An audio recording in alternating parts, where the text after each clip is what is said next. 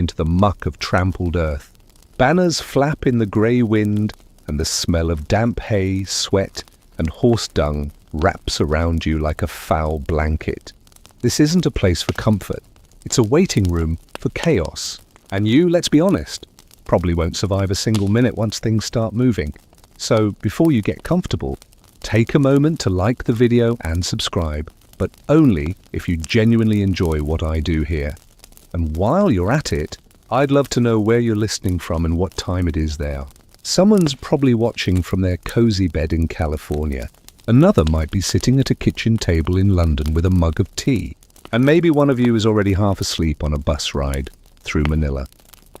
Now, dim the lights, maybe turn on a fan for that soft background hum, and let's ease into tonight's journey together.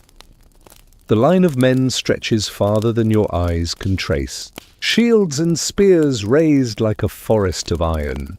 You shuffle into your place, pressed against strangers who reek of onions and stale ale. The morning fog still clings to the low ground, but it's thinning, and beyond it you can see the shimmer of the opposing army. Rows of helmets glint like scattered coins, and their banners twitch as though eager for blood. The first thing that hits you is the noise, not the crash of weapons yet, but the layered din of an army in formation. Men cough, armor creaks, horses snort. Officers bark orders you can't decipher, their voices swallowed by the sheer immensity of bodies. And underneath it all is the steady thump of your own heartbeat, too fast, too loud. Historians still argue whether medieval commanders deliberately let the enemy see and hear their army forming up to create a psychological weight before the fight even began. If intimidation was the plan, well, it's working. You clutch a spear given to you just hours ago. It feels rough, splintered, and far too long. A veteran beside you, face hidden under a dented nasal helmet, mutters something about keeping your point down until told otherwise. You nod, but your hands are slick with sweat and the shaft slides uncomfortably. You can't imagine holding it for long, let alone driving it into someone. The mud is treacherous underfoot. Days of rain have churned the ground into a mess of puddles and clods, and every step feels like dragging chains. Your shoes, nothing more than thin leather, are already soaked. You wiggle your toes and realize they're going numb. And you haven't even started moving. The soldier to your left spits into the muck and laughs, a low, humorless sound, as if he already knows half the men here won't see sunset. Trumpets flare from the other side. The sound cuts through the fog like a blade, shrill and commanding. You flinch, heart pounding harder, while your own army's drums answer back in heavy, deliberate beats. Boom, boom, boom. You feel it in your chest. You don't understand the rhythms or signals, but it's clear they do. This is how massive groups of people become one body. By sound, by sight, by terror. Your eyes drift upward toward the commanders on horseback. Their armor is polished brighter than the rest, and their plumes mark them out even in the haze. They don't look afraid, not outwardly. They look like men rehearsing a grim ceremony they've performed a dozen times. Some historians argue whether these leaders really had control once battle began, or if the clash always devolved into a storm of chaos too wild to direct. Watching them now, calm and deliberate, you wonder if they already know they'll lose that control the moment swords meet shields. A prayer circles down the line, muttered under breath. Some men kneel briefly, crossing themselves. Others kiss a pendant or a scrap of cloth tied to their armor.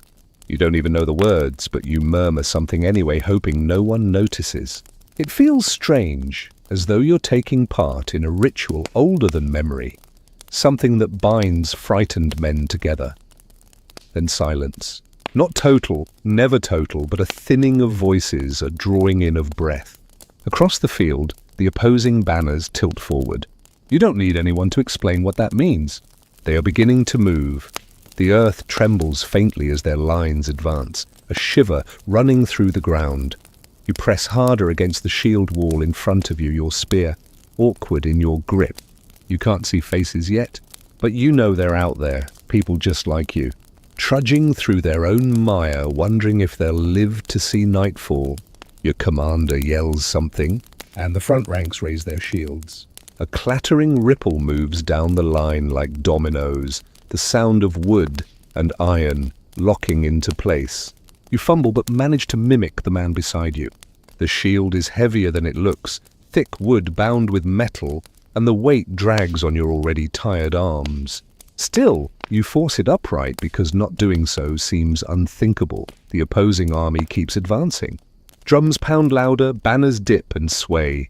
The fog is almost gone now, and you can see the shape of their weapons. Spears, axes, swords, all glinting in the thin sunlight. The sight punches your stomach, a reminder that you're no longer just waiting. You're about to be crushed between waves of steel.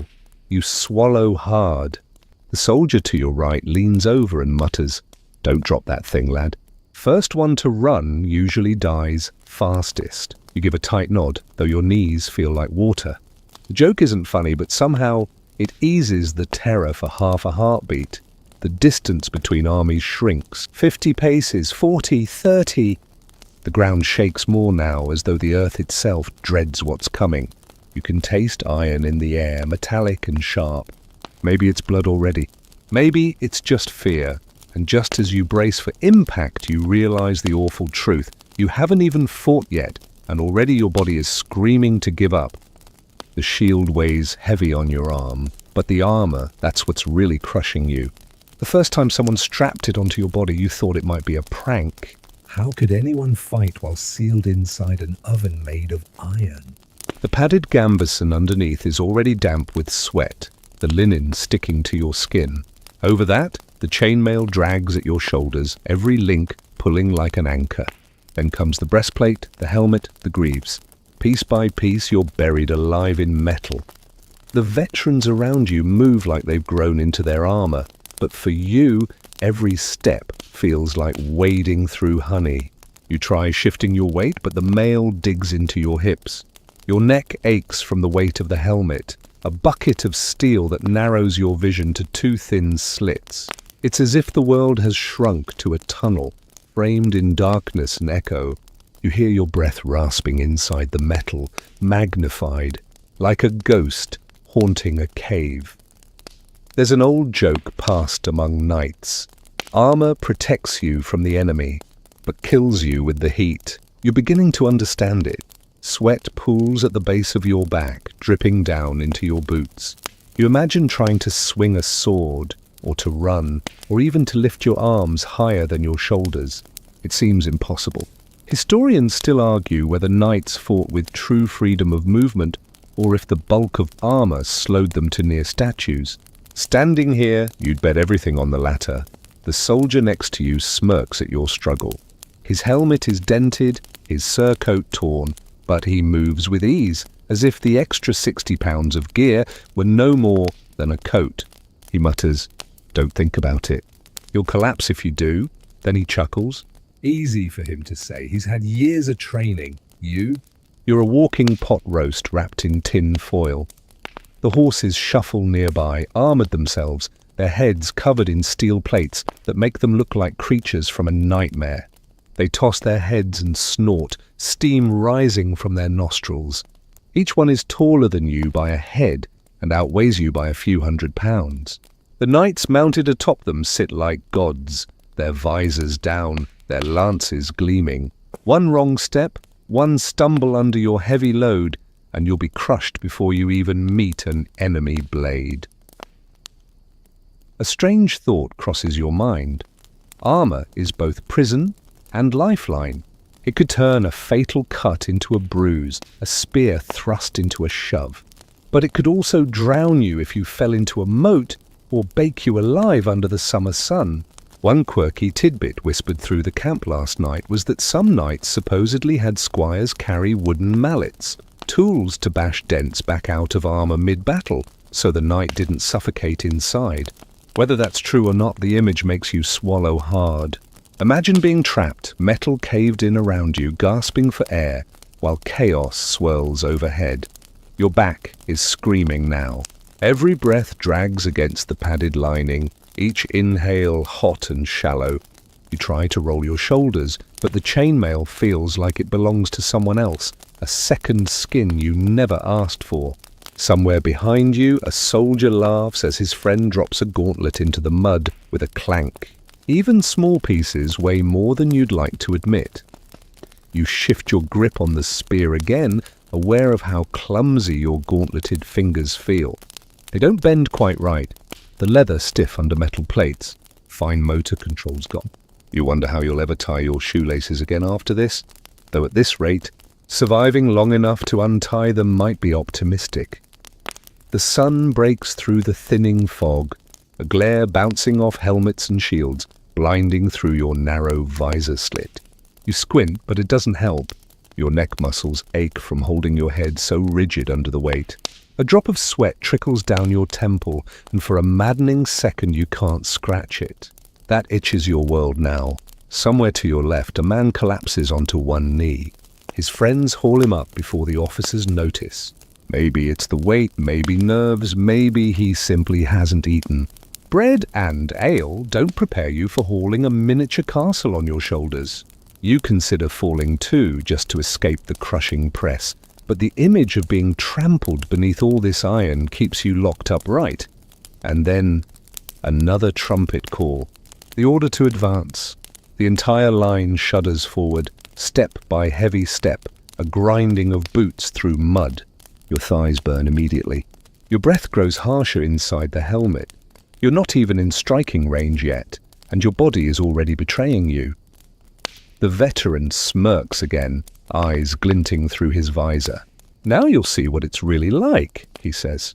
His voice echoes oddly in the helmet, metallic and hollow. And you think to yourself, if this is only the beginning, then you'll never last until the end. The line lurches forward again, and the weight of your armor is nothing compared to the awkward burden of the weapon in your hands.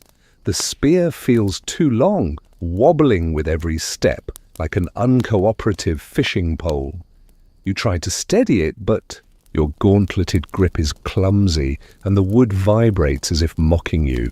You glance around and see seasoned soldiers handling theirs with precision, tips angled neatly toward the horizon. Yours looks more like you're carrying a broomstick you don't quite know what to do with. Someone barks a command, and the men ahead of you slam their spear butts into the ground in unison. The sound reverberates through the ranks, deep and final, and for a heartbeat you're certain you'll drop yours in the mud. Somehow, by sheer luck, you manage to mimic the motion. It clatters too loudly against the stones beneath, drawing a sideways glance from the veteran at your flank. He shakes his head slightly, but says nothing. Silence, you realize, is a mercy here. The trouble is, spears are just the beginning. As your eyes wander down the lines of soldiers, you see all manner of tools for killing. Pole arms with axe heads, and hooks, swords of intimidating length, short, stabbing blades, even a few massive longbows strapped across the backs of archers. One man further down the row hefts a polearm taller than himself, its blade gleaming like a butcher's cleaver designed for giants. You can't imagine having the strength to swing it once, let alone dozens of times in the frenzy of combat. Historians still argue whether ordinary foot soldiers had proper training in their weapons, or if many were simply handed spears at the last minute. Looking at your trembling hands, you feel like Exhibit A for the latter. There's no way you could strike with accuracy, not with your arms already trembling under the strain of the armor. And then there's the longbowmen. You spot them forming up behind the lines, stringing bows taller than most men. Each one is a monster of yew, requiring insane strength to pull. You once tried bending a stick in camp just for fun and nearly snapped it against your knee. Watching these archers draw their bows to full span, cords taut against their ears, you feel a mix of awe and terror. A quirky tidbit floats through your memory. Archaeologists have found the skeletons of medieval archers warped by their craft, their shoulder bones twisted from a lifetime of pulling such brutal weight. Imagine being so dedicated to your weapon that it literally reshaped your body. You, on the other hand, can't even lift your spear straight without wobbling. You shift the weapon again, the shaft biting into your palm through the glove. The reality is dawning. This isn't like swinging a stick in a field. These weapons aren't meant to feel comfortable. They're meant to kill, and you're the weak link in a wall of men who know exactly what to do with them. The sound of steel being unsheathed ripples nearby, swords sliding free with a hiss that raises every hair on your neck. You glance sideways to see men drawing short blades, strapping daggers to their belts, checking the edges of their axes. One soldier even licks his thumb and runs it carefully along his sword's edge, as if testing a razor. You can't help but flinch when he looks up, grinning through his visor, a smile too casual for what's about to happen. And then the cavalry shifts. You hear the creak of leather, the jingle of bridles, the heavy stamping of hooves. Mounted knights grip lances taller than pikes, steel points gleaming like lightning rods. From where you stand, they look impossibly huge, towering above the line of infantry like armored titans. Your spear feels like a toothpick by comparison. The officers bark again, and suddenly everyone around you surges into motion. Spears rise, swords gleam, archers notch arrows. Your heart hammers so loudly you swear it'll drown out the din. You raise your spear awkwardly, the tip wavering like a drunk firefly, and try to convince yourself you're ready. You're not. The veteran at your side mutters something under his breath. You lean closer through the clamour and catch the words. Pointy end goes in the other man. That's all you need to know. His voice is half mocking, half reassuring, and you manage a weak laugh. Somehow, even a joke that bad is a lifeline, but then the thought creeps in. When the clash comes, will you even get the chance to strike? Or will the sheer weight of the weapon, the chaos of the crowd and your own trembling arms betray you before you can land a single blow? The banners across the field dip. Drums thunder. The enemy begins their march, and suddenly every spear, sword, and bow feels like both salvation and curse. You adjust your grip again, sweaty hands sliding. You're painfully aware that in a few moments this awkward stick you can barely control will be the only thing standing between you and oblivion. And in that moment, the truth becomes clear. You wouldn't last a minute, not with weapons like these. The ground quivers before you even realize what's happening. A low, rhythmic thunder rolls across the field, deeper than drums, heavier than any marching feet. Then you see them, a wall of horses surging forward, their armored flanks glinting, nostrils flaring white clouds of steam in the cold air. The cavalry charge has begun, and every instinct in your body screams to run. You can't, though. The press of men around you locks you in place, shoulder to shoulder, shield to shield. There is nowhere to go. You can only watch as the mounted knights bear down on you, lances lowered, pennants snapping in the wind. Each horse is a mountain in motion, and the knights atop them gleam like iron giants. The thought flashes through your mind. You are not going to fight them, you're going to be trampled by them.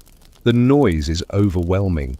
The pounding of hooves shakes the ground beneath your boots, rattling up your legs and into your chest.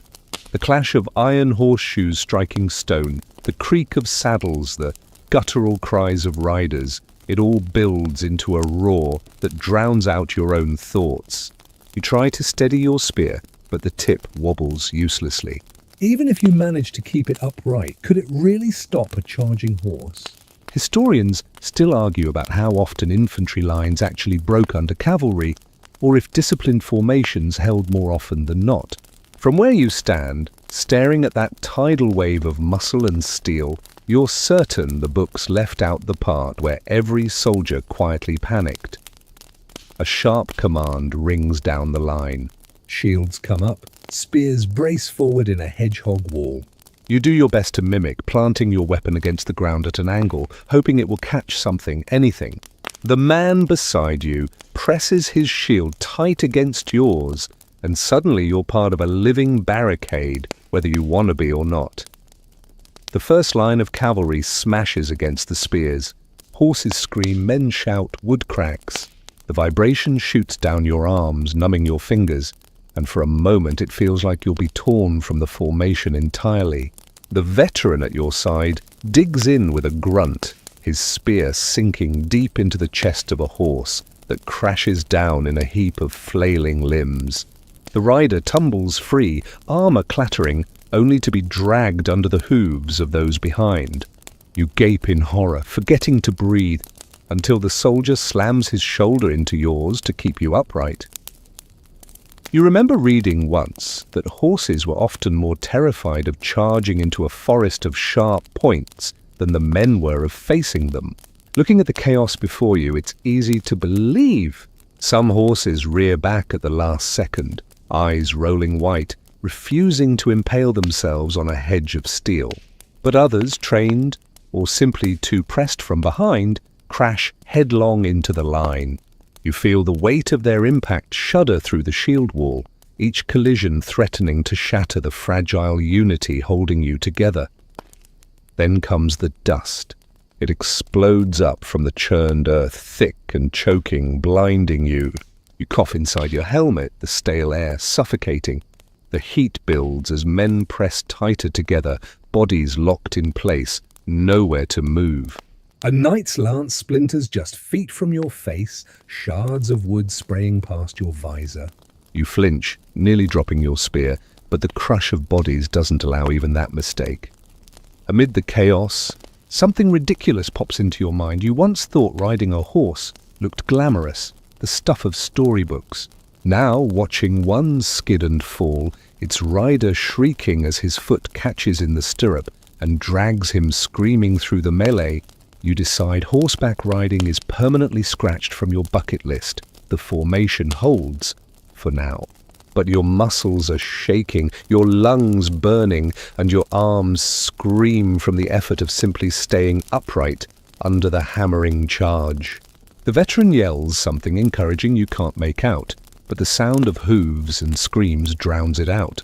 You nod anyway, pretending you understood, because pretending is all you can manage right now. Finally, the first wave breaks. The cavalry wheels away, regrouping for another pass. You gasp, sucking down dust and sweat-soaked air, every nerve jangling. You survived, but barely. And the worst part is knowing they're about to come again. You grip your spear tighter, trying to still the trembling in your arms. But deep down, the truth gnaws at you. You're not built for this, not trained for this, not ready for this. When the cavalry returns, you're not sure the line, or your nerves, will hold a second time. The ground still trembles from the hooves that have just thundered past when a new sound rolls in, an eerie whistle, high and thin at first, then multiplying into a chorus. You tilt your head, squinting at the pale sky above the haze, and your stomach drops. Dark specks gather against the light, growing larger, spreading like a cloud of starlings. Except these are no birds. They're arrows, loosed in a single merciless volley. There is no time to count them.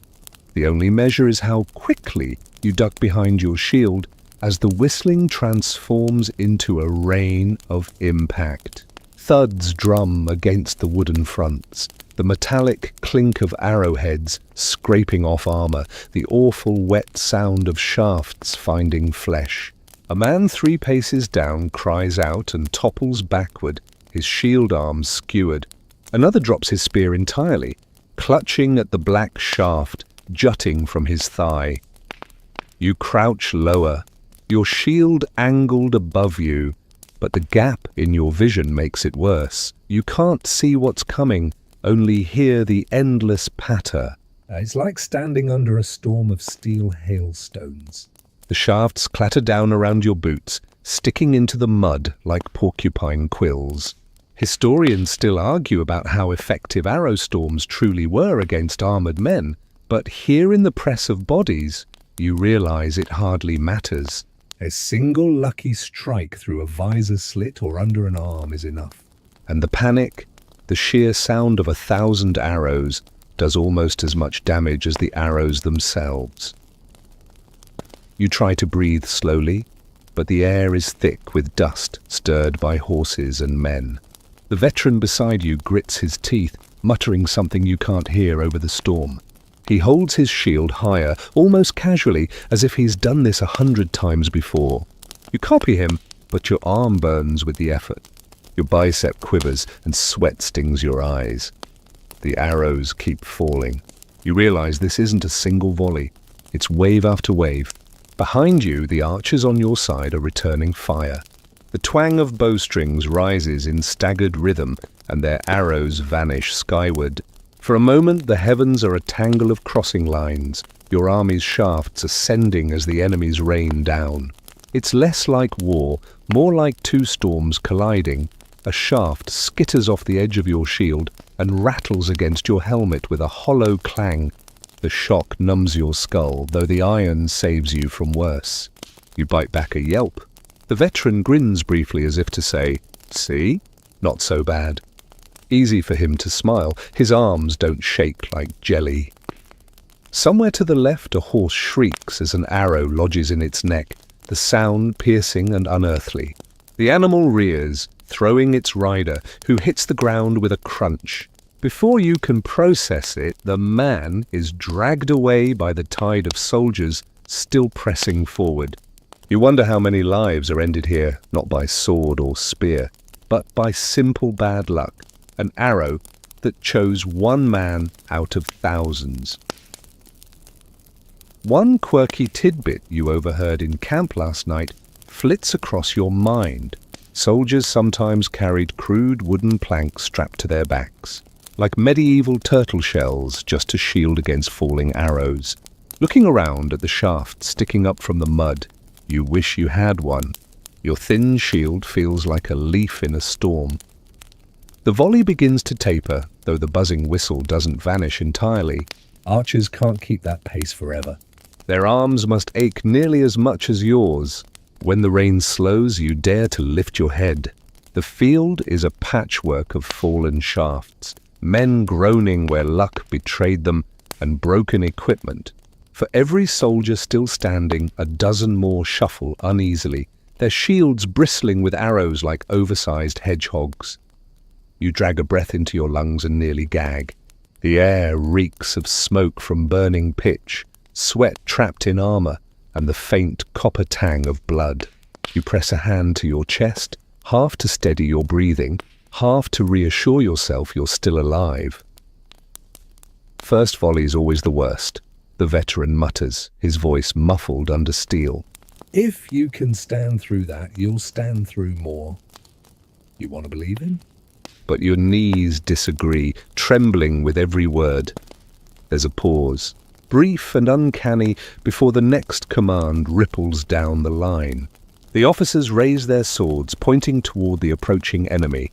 The cavalry has wheeled around again, the infantry behind them advancing, banners swaying defiantly.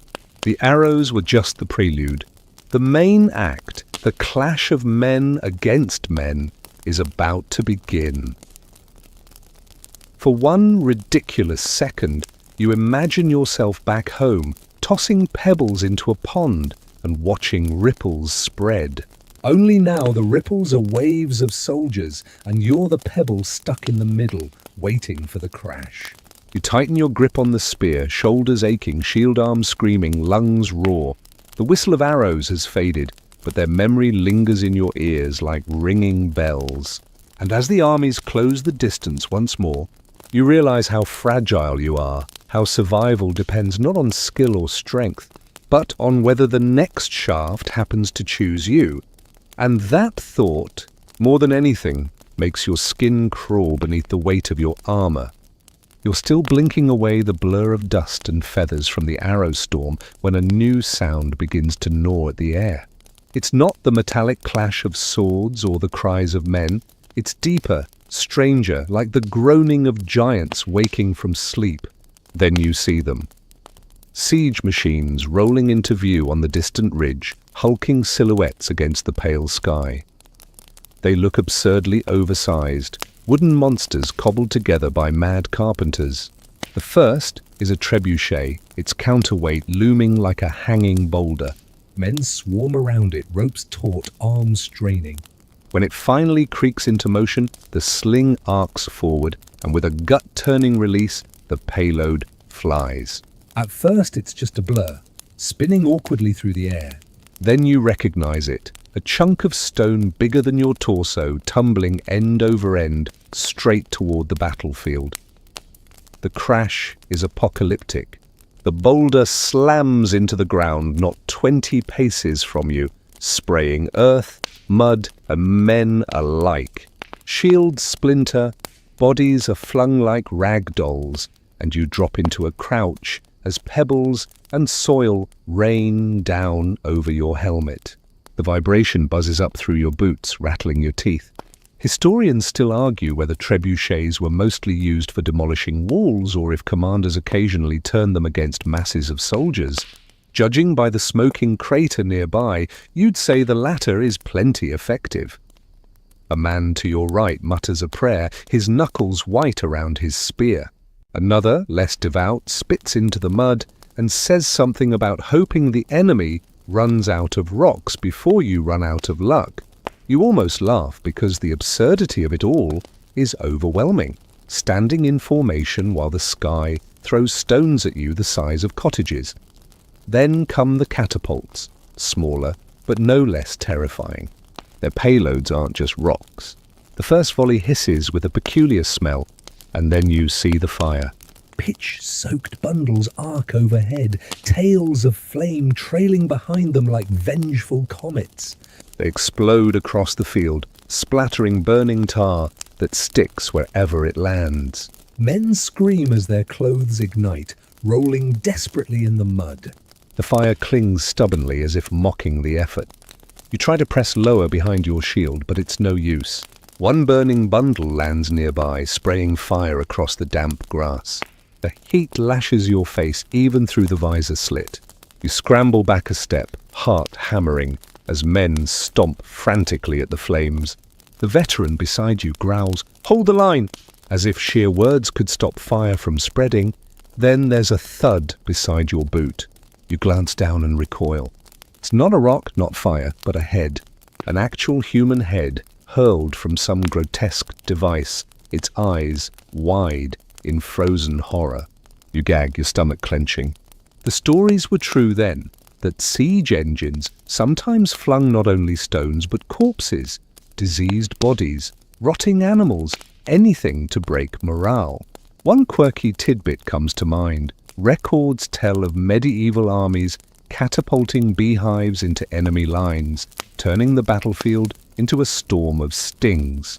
You almost prefer the bees to the head, now staring up from the mud. The machines keep working, relentless. Each launch groans like a tree snapping in a storm, followed by the whoosh of deadly cargo. The ground is pitted with new craters, littered with shards of wood and broken shields. You can't think straight with the constant thunder of impacts. Every few moments you flinch, bracing for a blow that might end you in an instant. And yet somehow the line holds. Officers shout hoarsely, waving their swords, gesturing for you to advance. The logic is brutal. Move forward and close the distance. Or stay here and let the sky tear you apart. So step by reluctant step, you drag yourself onward. Mud clings to your boots, sucking at each stride. The shield grows heavier, the spear more unwieldy, but the terror of standing still outweighs the pain of moving. Ahead, you glimpse your own siege engines firing back, smaller contraptions hauled into position overnight. Their stones arc toward the enemy's rear lines, though from here, it's impossible to tell if they strike true. For all you know, both sides are simply lobbing rubble at one another in some grotesque exchange, with soldiers like you caught in between. The dust grows thicker. You cough into the stale heat of your helmet, eyes watering, throat raw. Another crash shakes the line, and this time the blast sprays a man's leg across your shield. You choke down bile, forcing yourself to keep upright. You never thought war could be so loud, so relentless. The clash of men you expected, the shouting, the swords, the cries. But this constant pounding from the sky, as if the earth itself is against you. It's unbearable.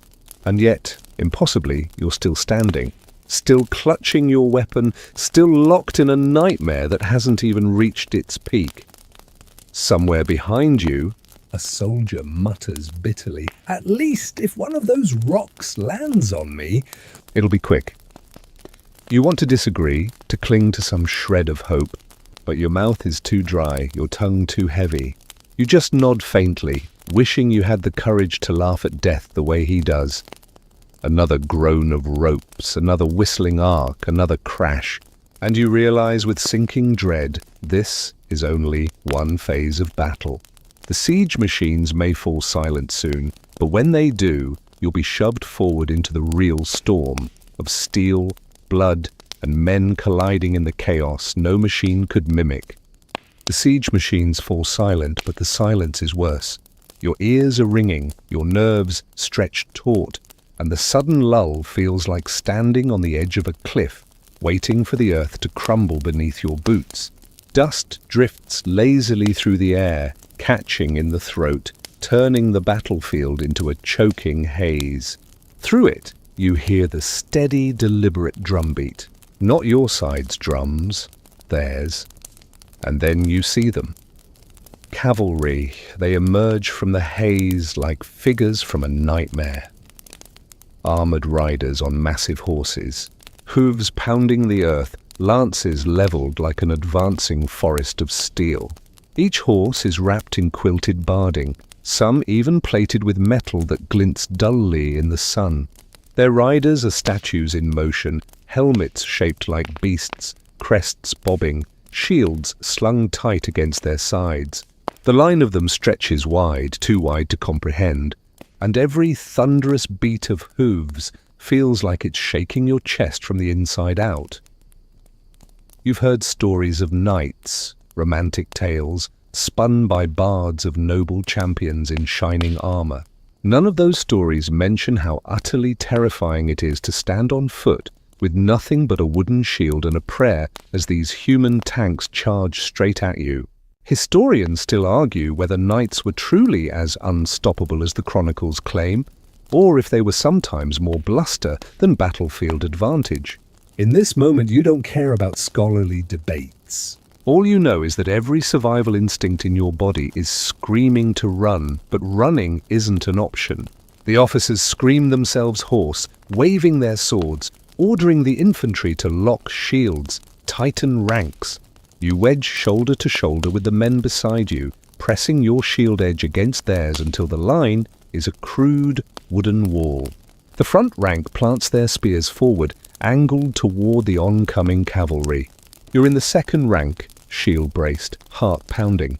The ground shakes harder as the charge closes. You can smell the horses now, sweat, leather, dung, all mixed with the metallic tang of your own fear. Your vision narrows to a slit of sky and steel. You think about the quirky tidbit you once overheard, that some medieval armies tried releasing squealing pigs onto the field to panic enemy warhorses. Right now, you wish someone had thought to bring a dozen pigs instead of another sack of arrows. The first clash is indescribable. A wall of horseflesh and iron slams into your line like a tidal wave hitting a cliff. Shields rattle, splinter, men are shoved backward. The air explodes with sound. Screams of horses impaled on spears, the shriek of men knocked flying, the cracking of lances against wood. Your shield jerks violently as something slams into it, the impact numbing your arm from shoulder to fingertips. You dig your boots into the mud, praying not to topple.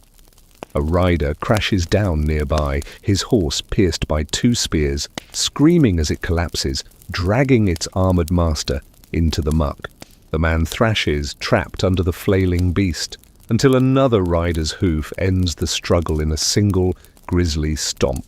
You force yourself not to look, focusing instead on the shield wall, on the rhythm of survival: brace, push, duck, breathe. Another wave of cavalry crashes in. This time, some riders try to leap the front rank, their horses lunging over fallen bodies. One lands inside the formation, swinging his sword with terrifying force.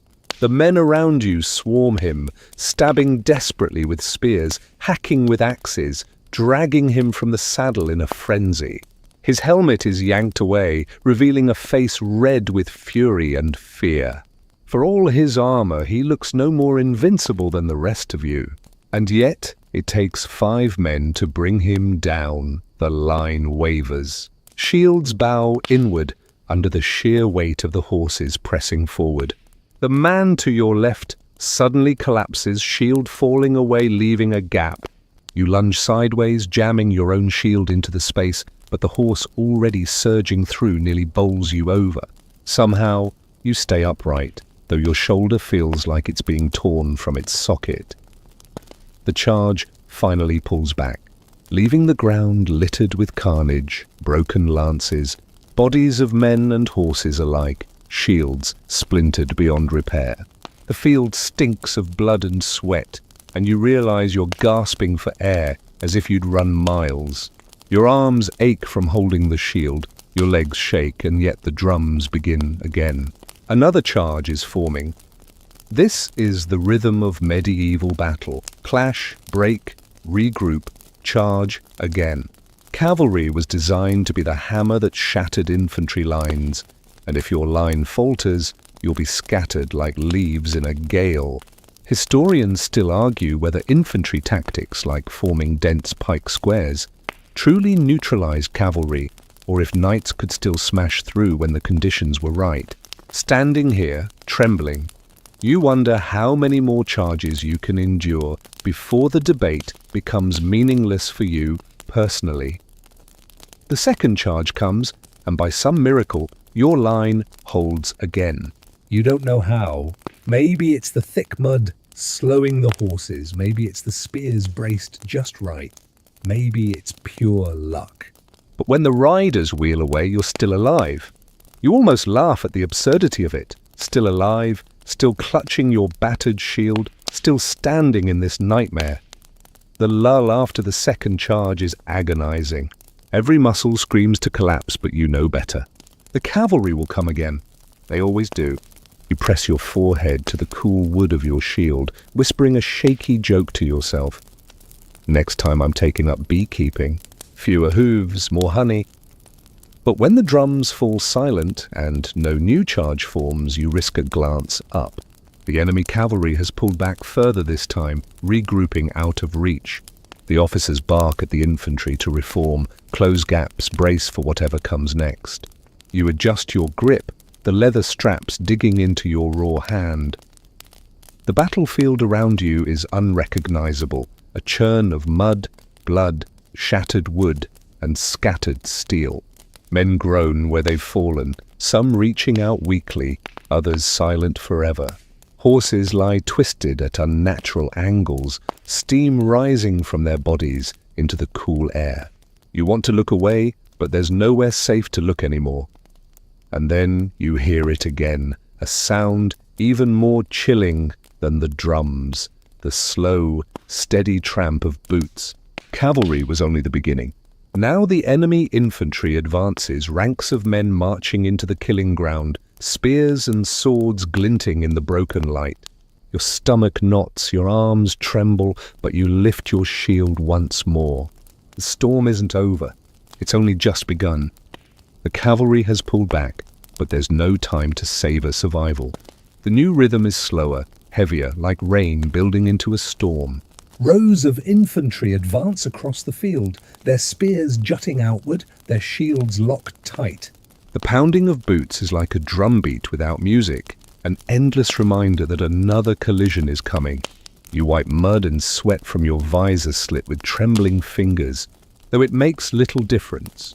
The haze of dust and smoke has reduced the world to shapes and shadows. The first thing you notice about enemy infantry isn't their weapons. It's their faces, or rather, the absence of them.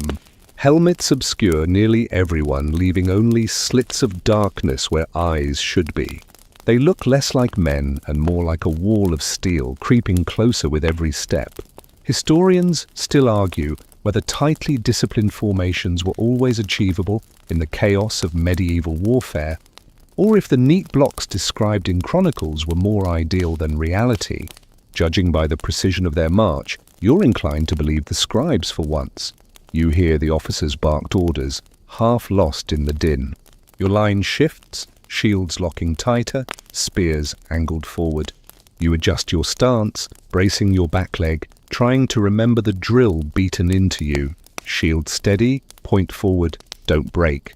Easier said than done when the earth itself seems to quiver beneath the approach of hundreds of men. The impact, when it comes, is indescribable. Shield meets shield with a deafening crash. Spears dart like angry hornets, and suddenly the world is reduced to inches of space in front of you. You jab blindly, feeling the tip of your spear glance off metal, then flesh. Someone on the other side screams, though whether in anger or agony you can't tell. A second later, a spearhead punches through the gap near your arm, missing your ribs by a finger's breadth. You flinch back, almost breaking the line, but the man behind you shoves you forward with a grunt.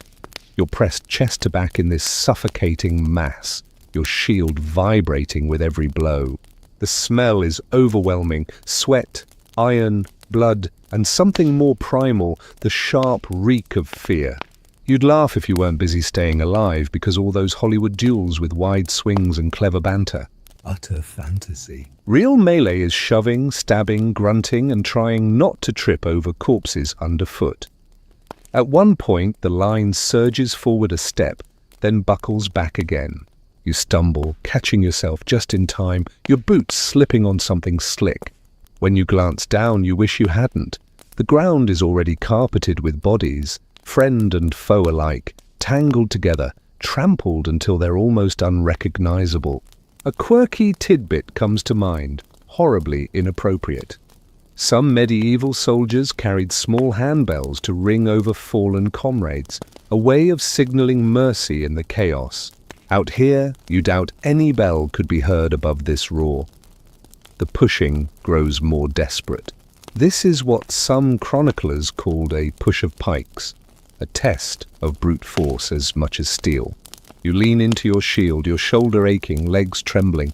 Every muscle screams for rest, but you can't falter. If one man breaks, the line crumbles, and then the enemy pours through like water through a breached dam. For a brief moment, you think you're holding. The pressure lessens, the enemy seems to falter. But then a horn blares, sharp and cruel, and the formation opposite surges with renewed fury. Their spears jab with frightening speed, their shields bash like battering rams.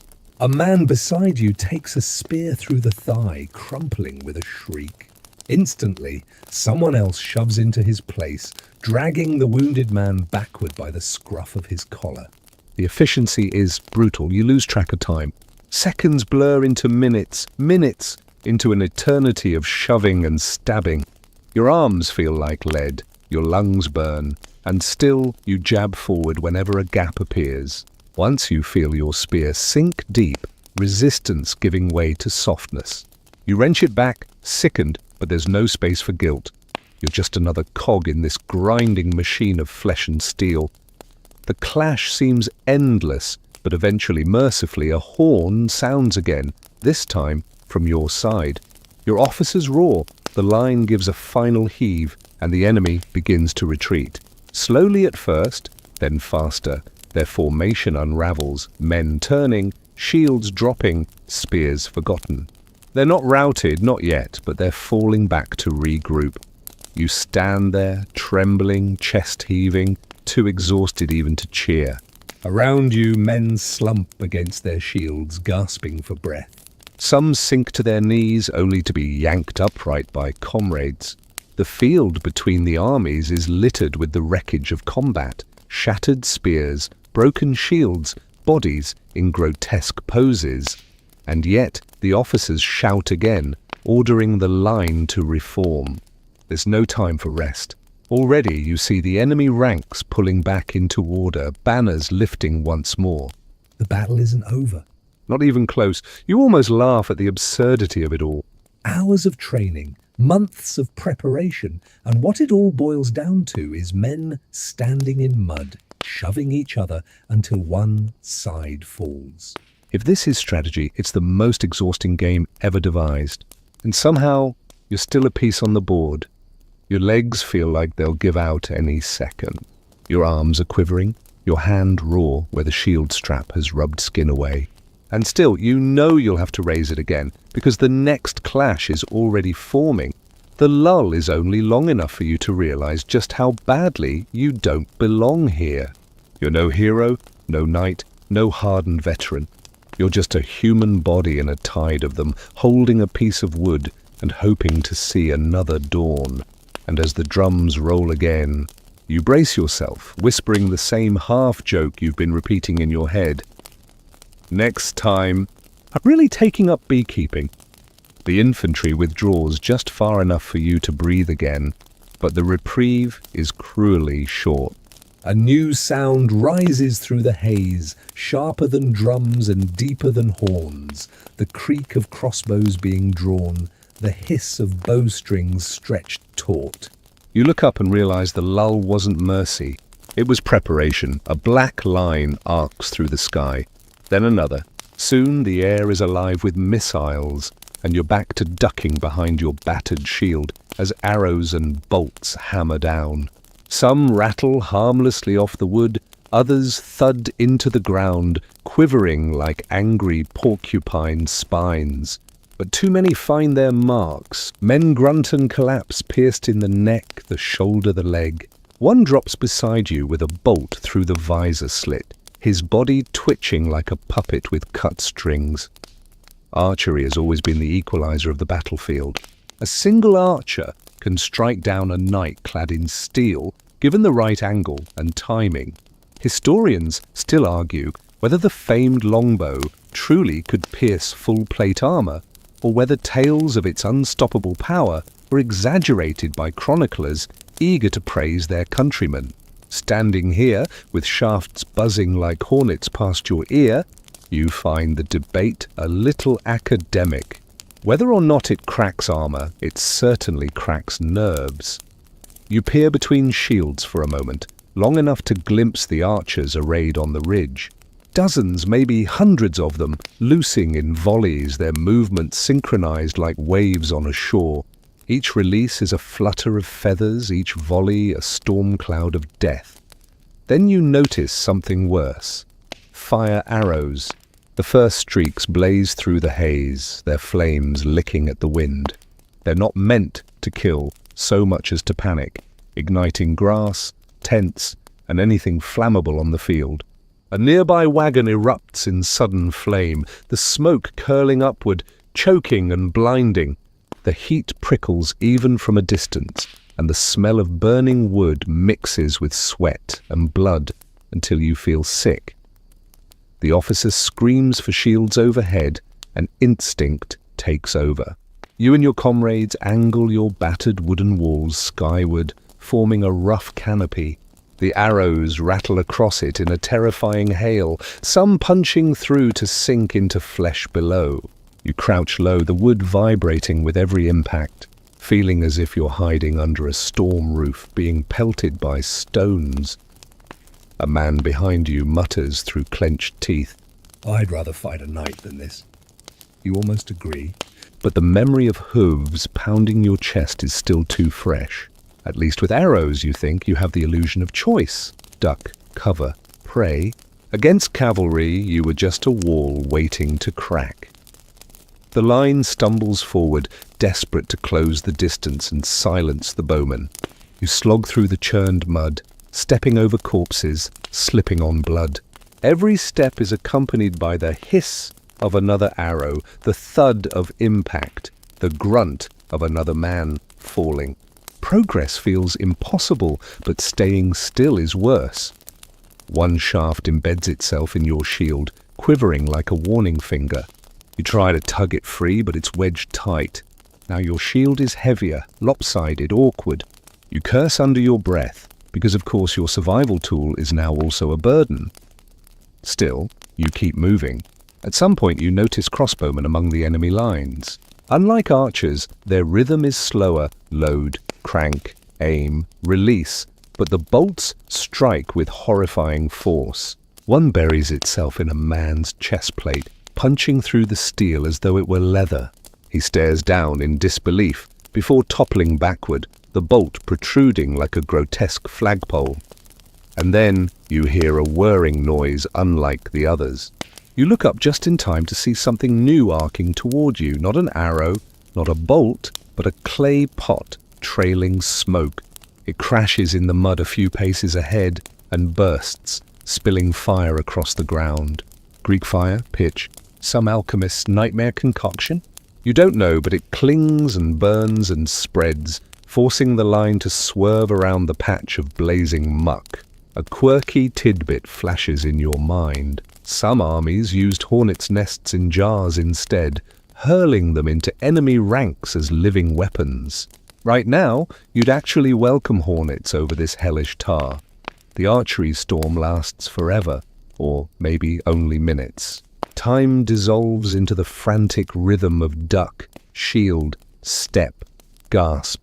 Your arm aches from holding the shield overhead, your neck stiff from craning upward. And then at last, the volleys grow thinner. The enemy archers are running low or shifting targets. The battlefield noise shifts again, from the hiss of arrows to the metallic scrape of swords drawn. You lower your shield, gasping for air. The ground around you is a pincushion, sprouting shafts like a grotesque forest. Men groan, crawling with arrows jutting from their limbs. One man, miraculously alive with 3 bolts in his shield, laughs hysterically until he coughs up blood. The officers shout again, pointing toward the enemy line. The archers have done their work, thinned your numbers, softened your resolve. Now it's time for steel to finish what feathers began. You trudge forward, legs quaking, stomach hollow. You know what's coming next. The melee again, shield to shield, blade to blade, closer than breath, closer than thought. And somehow, after the storm of arrows, that prospect almost feels like a relief. The air is quieter now, if only because your ears are numb from the storm of arrows. You stagger forward with the line, feet dragging through a battlefield so cluttered with broken shafts and twisted bodies that it's more obstacle course than open ground. Ahead, the enemy infantry waits again, this time close enough that you can make out details. Shields scuffed with old scars, spears darkened at the tips with grime, helmets dented from a dozen campaigns. This isn't the cavalry's theatrical thunder or the archer's cold precision. This is the ugly part, the hand-to-hand grind. You're not ready, not even close, but it's already happening. The first clash comes suddenly. A man in front jabs his spear, it's deflected, and then the entire line smashes together like 2 tides colliding. You're shoved forward, shield jerking, and suddenly your face is inches from another helmet. Another set of snarling eyes peering through a slit. You thrust with your spear, feel it scrape against metal. You pull back and jab again, this time connecting with something softer. A muffled cry. You don't dare look. There's no time. The man to your right shouts, parries a strike, and then an axe glances off his shield so hard it splinters. He curses, shoves the attacker away, and fights on with raw determination. The sound is maddening. Metal on metal, wood cracking, men grunting, horses shrieking somewhere in the distance. It's a deafening orchestra with no rhythm, just chaos. Historians still argue whether medieval battles were truly prolonged, swirling melees, or if most soldiers broke after a few brutal minutes. Judging by how quickly your arms burn, you can believe both versions are true. Time stretches and collapses all at once. The heat inside your helmet is unbearable. Sweat stings your eyes, drips into your mouth. Breathing is shallow, ragged, every inhale tinged with iron and ash. You want to tear the helmet off, gulp fresh air, but doing so would expose you to the first wild swing that comes your way. So you endure, suffocating in your own armor. A sword slams against your shield, jolting your entire arm numb. Instinctively, you bash forward with the shield, then stab over its edge. The move isn't elegant, but it buys you half a second. Enough to survive. For now, around you, the formation starts to dissolve. It always does. What begins as neat ranks quickly turns into clumps of desperate men grappling for survival. You find yourself separated, just barely, from the soldier who had been at your side all morning. You can hear him shouting, but the tide of bodies swallows him. Suddenly you're paired against an enemy soldier alone, his shield raised, his eyes locked on you. The duel is awkward. No sweeping cinematic moves, just short, frantic jabs and shoves. His sword scrapes along your shield, sparks flying. You thrust your spear again and again, mostly hitting wood and air. At one point, you both lunge simultaneously, shields colliding with a hollow boom that rattles your skull. For a second, you're nose to nose, breathing each other's sour breath. Then he stumbles on the uneven ground, and you shove hard. He falls backward into the mud, vanishing beneath the press of bodies. You don't check to see if he rises. The ground under your boots is slick now, not just with rain and churned earth, but with blood. You slip once, catching yourself on a comrade's shoulder. He doesn't even look at you, too busy swinging his axe at a foe who collapses in a heap. Somewhere in the chaos, a horn sounds. It might be an order to advance. It might be a retreat. Nobody seems sure. You just keep pushing, stabbing, breathing. That's survival. Reduce the universe to one breath. One thrust, one heartbeat. A quirky tidbit pops into your head. Absurd in the middle of this carnage. Some chronicles mention soldiers pausing in battle to loot fallen enemies for buckles, belts, even shoes mid-fight. You glance down at the mess beneath your boots and think, not a chance. If someone's pausing for shoelaces here, they're braver or dumber than anyone alive. The melee stretches on. You lose track of opponents, friends, even yourself. You're just a moving shape in a mass of noise and motion. Occasionally, you hear the distinct clang of a sword against a helmet, the gut-chilling thud of steel entering flesh, the gurgle of someone drowning in their own breath. You keep moving because stopping is death. At last, mercifully, the line begins to ease. The enemy is pulling back again, retreating to regroup. Your officers shout encouragement, their voices raw but triumphant. You stagger forward a few steps with the tide, then stop, panting. The silence afterward is its own kind of torture. It's filled with groans, the clatter of discarded weapons, the pitiful cries of the wounded. The battlefield reeks of sweat, blood, and the sickly, sweet stench of opened bodies. You're dizzy from it, gagging inside your helmet. You want to sit. You want to sleep. Instead, you brace your shield again because you know the lull is only temporary. They'll be back. They always come back. And you realize something chilling. You've been on this field for what feels like hours, and the battle hasn't even reached its climax. You haven't seen siege ladders on walls or knights dueling in open ground, or the final rout. This is just the grinding middle. And already you're certain you wouldn't last a minute more if you had the choice, but choice has nothing to do with it. The horn blares again, and this time the sound is unmistakable. Your commanders are signaling a pause. Not a retreat, not quite a victory, but a moment to breathe. You collapse onto one knee, sucking in air through your helmet slit, lungs heaving like bellows. Your arm shakes so violently that you can barely hold on to your spear. For the first time since dawn, you realize your whole body is trembling, not from fear alone, but from sheer exhaustion. Around you, the soldiers sag in place like puppets with their strings cut. Shields dangle from limp arms, weapons drag in the dirt. A few collapse outright, curling into the mud, uncaring of anything but rest. You hear one man muttering a prayer under his breath, another quietly cursing the weight of his armor. The battlefield, moments ago a storm of chaos, now feels like a vast, desolate plain littered with broken toys. Your officer walks by, barking orders in a voice so hoarse it sounds inhuman. Hold the line. Water skins forward. No one wanders. Stay tight. His words are necessary, but they slide off half-deaf ears. The men listen with glazed expressions, nodding without energy.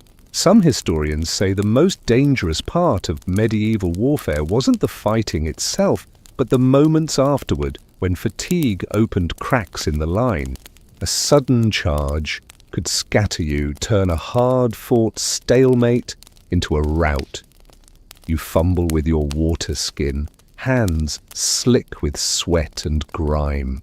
The warm, stale liquid inside tastes like rust, but it's salvation. Each swallow feels like life crawling back into your veins. Nearby, another soldier has dropped his helmet entirely, pressing a hand against his forehead. His hair is plastered with sweat, his skin a waxy shade of grey. You know that look. It's not bravery or cowardice, but sheer depletion. The ground beneath you tells its own story. Where you kneel, the earth has turned to sludge mixed with rain, blood, and trampled grass. Your boots squelch whenever you shift. You can smell everything now, rotting flesh from fallen horses, acrid iron from blood, the sour tang of human bodies baked under armor. No historian's account truly captures the overwhelming weight of those smells. They cling, they choke, they seep into your skin. A horn sounds again in the distance. Not yours, but the enemy's. It echoes across the plain, low and mournful, like some ancient beast calling through the fog. The enemy is regrouping just as you are. You picture them now, men, who look just as broken and miserable, slumped on their side of the battlefield, wondering if they'll survive another hour. It's sobering to realize they're as human as you and just as trapped. The lull gives you too much time to think.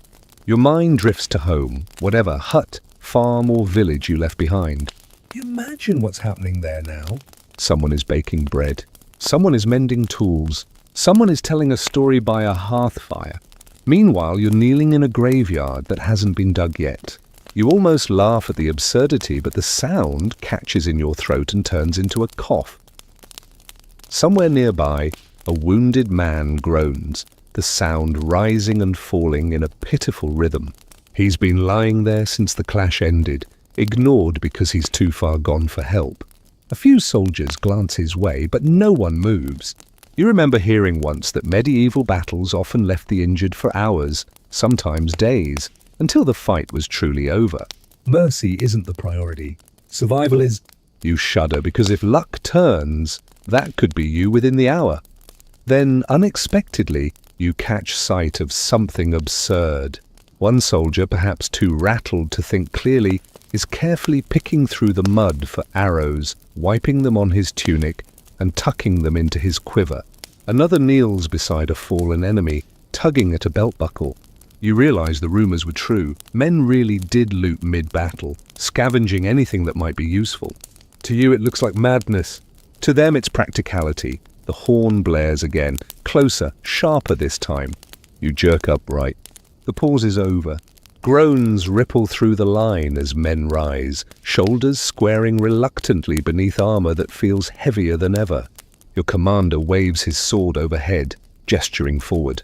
The fight isn't finished. The enemy is advancing again. You fall into step with your comrades, though your body protests with every motion. The fatigue is suffocating, but there's no time for it. The battlefield demands obedience, not comfort. You grip your shield tighter, realigning your stance. The line closes once more. And as you march forward, the thought claws at your mind. You've only survived this long because the battle has been merciful, fragmented, full of pauses. But soon there will be no pause. Only the final clash that decides everything. You know it's coming. And already every part of you whispers the same truth. You won't last. Not another charge, not another storm of arrows, not another round of clashing steel. And yet you march. Because stopping would mean being swallowed by the tide. The battlefield is merciless, and you are still here for now. Darkness doesn't fall on a medieval battlefield the way it does in your safe modern world. It creeps in slowly through smoke and exhaustion until you realize the sun has slipped away and the field is no longer illuminated by its pale light, but by the dull, flickering glow of torches and fires. You stumble back to camp with the others, body sagging under armor that feels glued to your skin. Every step is a negotiation between pain and stubbornness. You imagine peeling your gear off like a snake shedding its skin, only there's no promise of comfort underneath. The camp is a grim place. Fires burn low, not for cheer, but for necessity. Soldiers crouch around them, eating whatever scraps remain in their pouches, dried meat that tastes of salt and leather, hard bread so tough it cracks teeth. Your stomach growls, though the smell of food mixes with a nauseating cocktail. Smoke, sweat, and the unholy stench drifting in from the battlefield where the dead still lie. There's no burying it them tonight. Not when your own side barely has the strength to stand. You look around and realize there is no laughter, no song, no story. The men are silent, except for the occasional groan or muttered curse. Historians still argue whether silence in a medieval camp meant discipline or despair, but tonight it feels like both. You sit on the hard ground and try to ease your back against a wagon wheel, wincing as armor pinches your bruised skin. When you finally unclasp your helmet, the night air bites at your damp hair. It should feel refreshing, but instead it carries a sharp chill that makes you shiver. Some soldiers are already asleep where they fell, sprawled in the dirt like discarded puppets. Others tend wounds with filthy cloth and makeshift splints. You spot a man with his foot, swaddled in a rag, already soaked through with blood. No surgeon waits in this camp, only comrades with shaky hands and whatever herbs they might have scavenged. One soldier chews willow bark, grimacing at the bitterness, hoping it dulls the pain. Another presses a charm into his palm, whispering that faith heals better than medicine. You know neither is enough. Sleep is supposed to come now, but it doesn't. You lie down on the ground, armor clanking as you shift, and close your eyes. Instead of rest, you get sounds, the low moans of the wounded nearby, the scurrying of rats drawn to food and bodies, the restless shuffle of guards pacing with spears. You realize there is no real quiet here. Even in the dead of night, war hums like a ceaseless machine. The ground beneath you is cold, uneven, and unyielding. You try to curl into yourself for warmth, but your armor digs into your ribs. A cloak helps little against the chill. The men around you toss and turn, grumbling in their sleep or startling awake from nightmares. You wonder if they're dreaming of the fight you just survived, or the one still to come. You certainly are. Every time you drift, you see the flash of steel, the wall of shields, the rain of arrows blotting out the sky. Your mind replays it again and again like a cruel reel. Somewhere in the distance, a scream cuts through the night. It's not battle, just one of the wounded finally succumbing. No one moves. No one dares. You feel the sound echo inside your chest like a warning bell. You try to bury your face in your cloak, but the memory of it lingers, and then you notice something peculiar. Near one of the fires, a group of mercenaries are gambling. Dice clatter against a wooden board, coins change hands, and rough laughter crackles in the gloom. The absurdity of it strikes you. Men who might die tomorrow wasting their coin on a game tonight. But then maybe it isn't absurd. Maybe it's the only sanity left, to pretend for a few fleeting moments that you're still in control of your fate. The officers walk among the soldiers, muttering reassurances that sound rehearsed even now. We hold the field, one insists. Tomorrow we press forward. You want to believe him, but his voice cracks and you can see his hands tremble slightly when the torchlight catches them.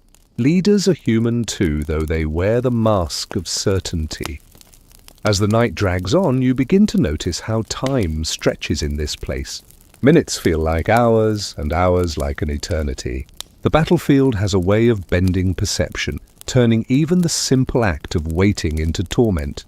Sleep, when it finally comes, is shallow and fractured, full of uneasy dreams and sudden start.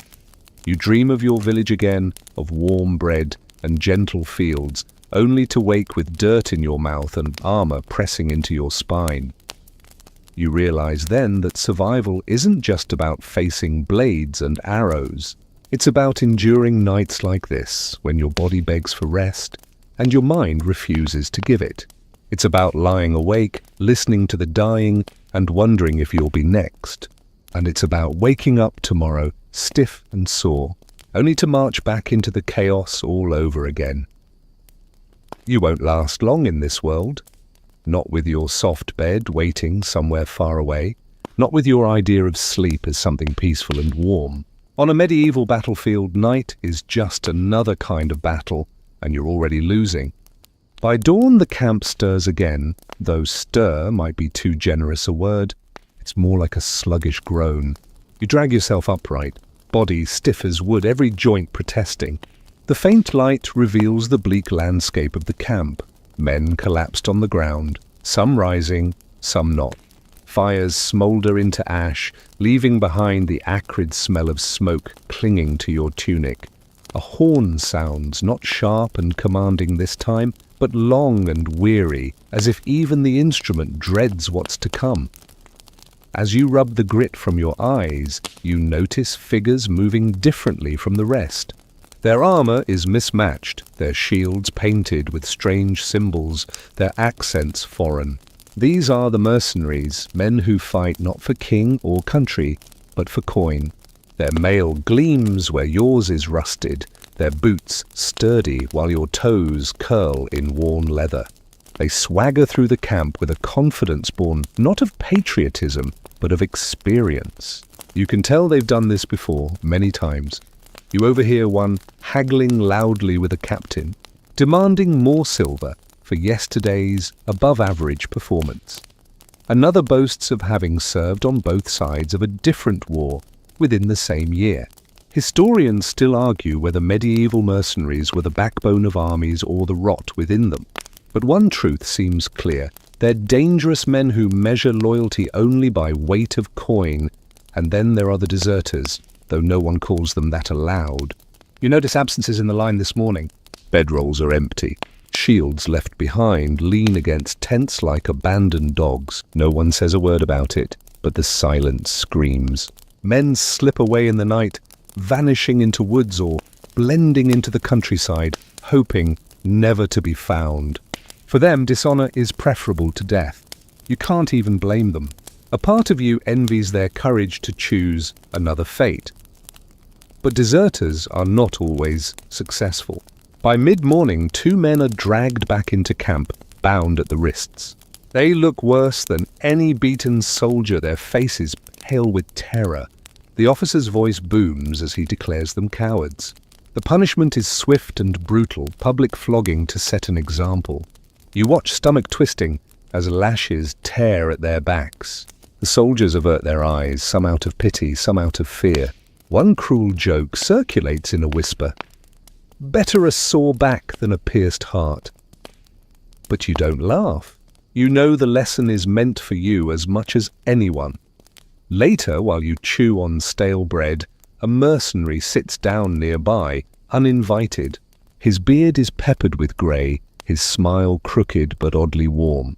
He begins talking without preamble, recounting battles he's seen, cities he's looted, leaders he's betrayed. You realize this man treats war like a trade, no different from smithing or farming. He speaks of it casually, like you might discuss weather. He even jokes that his sword has had more employers than most men have wives. You manage a chuckle, though it tastes bitter in your throat. He leaves you with one piece of advice. Don't think too hard. That's how men die. Swing, march, eat, sleep. Nothing else matters. You want to dismiss him, but his words linger. Maybe he's right. Thinking has already made this unbearable. The day drags on in endless drills and tense waiting. The officers shout about holding the line, about bravery and unity, but their voices ring hollow against the backdrop of men whispering about desertion, about mercenaries with fuller bellies and better weapons. You feel caught between two worlds, the terrified recruits who dream only of home, and the hardened killers who view the battlefield as nothing more than a marketplace of blood. As night begins to fall again, you can't help but wonder which is worse, dying tomorrow in the clash, or living long enough to become like the mercenaries, hardened to every horror. Neither path seems survivable, not for someone like you, not for someone still clinging to the idea that life might be more than mud, steel. And the company of men who only stay as long as the pay lasts. You try to close your eyes.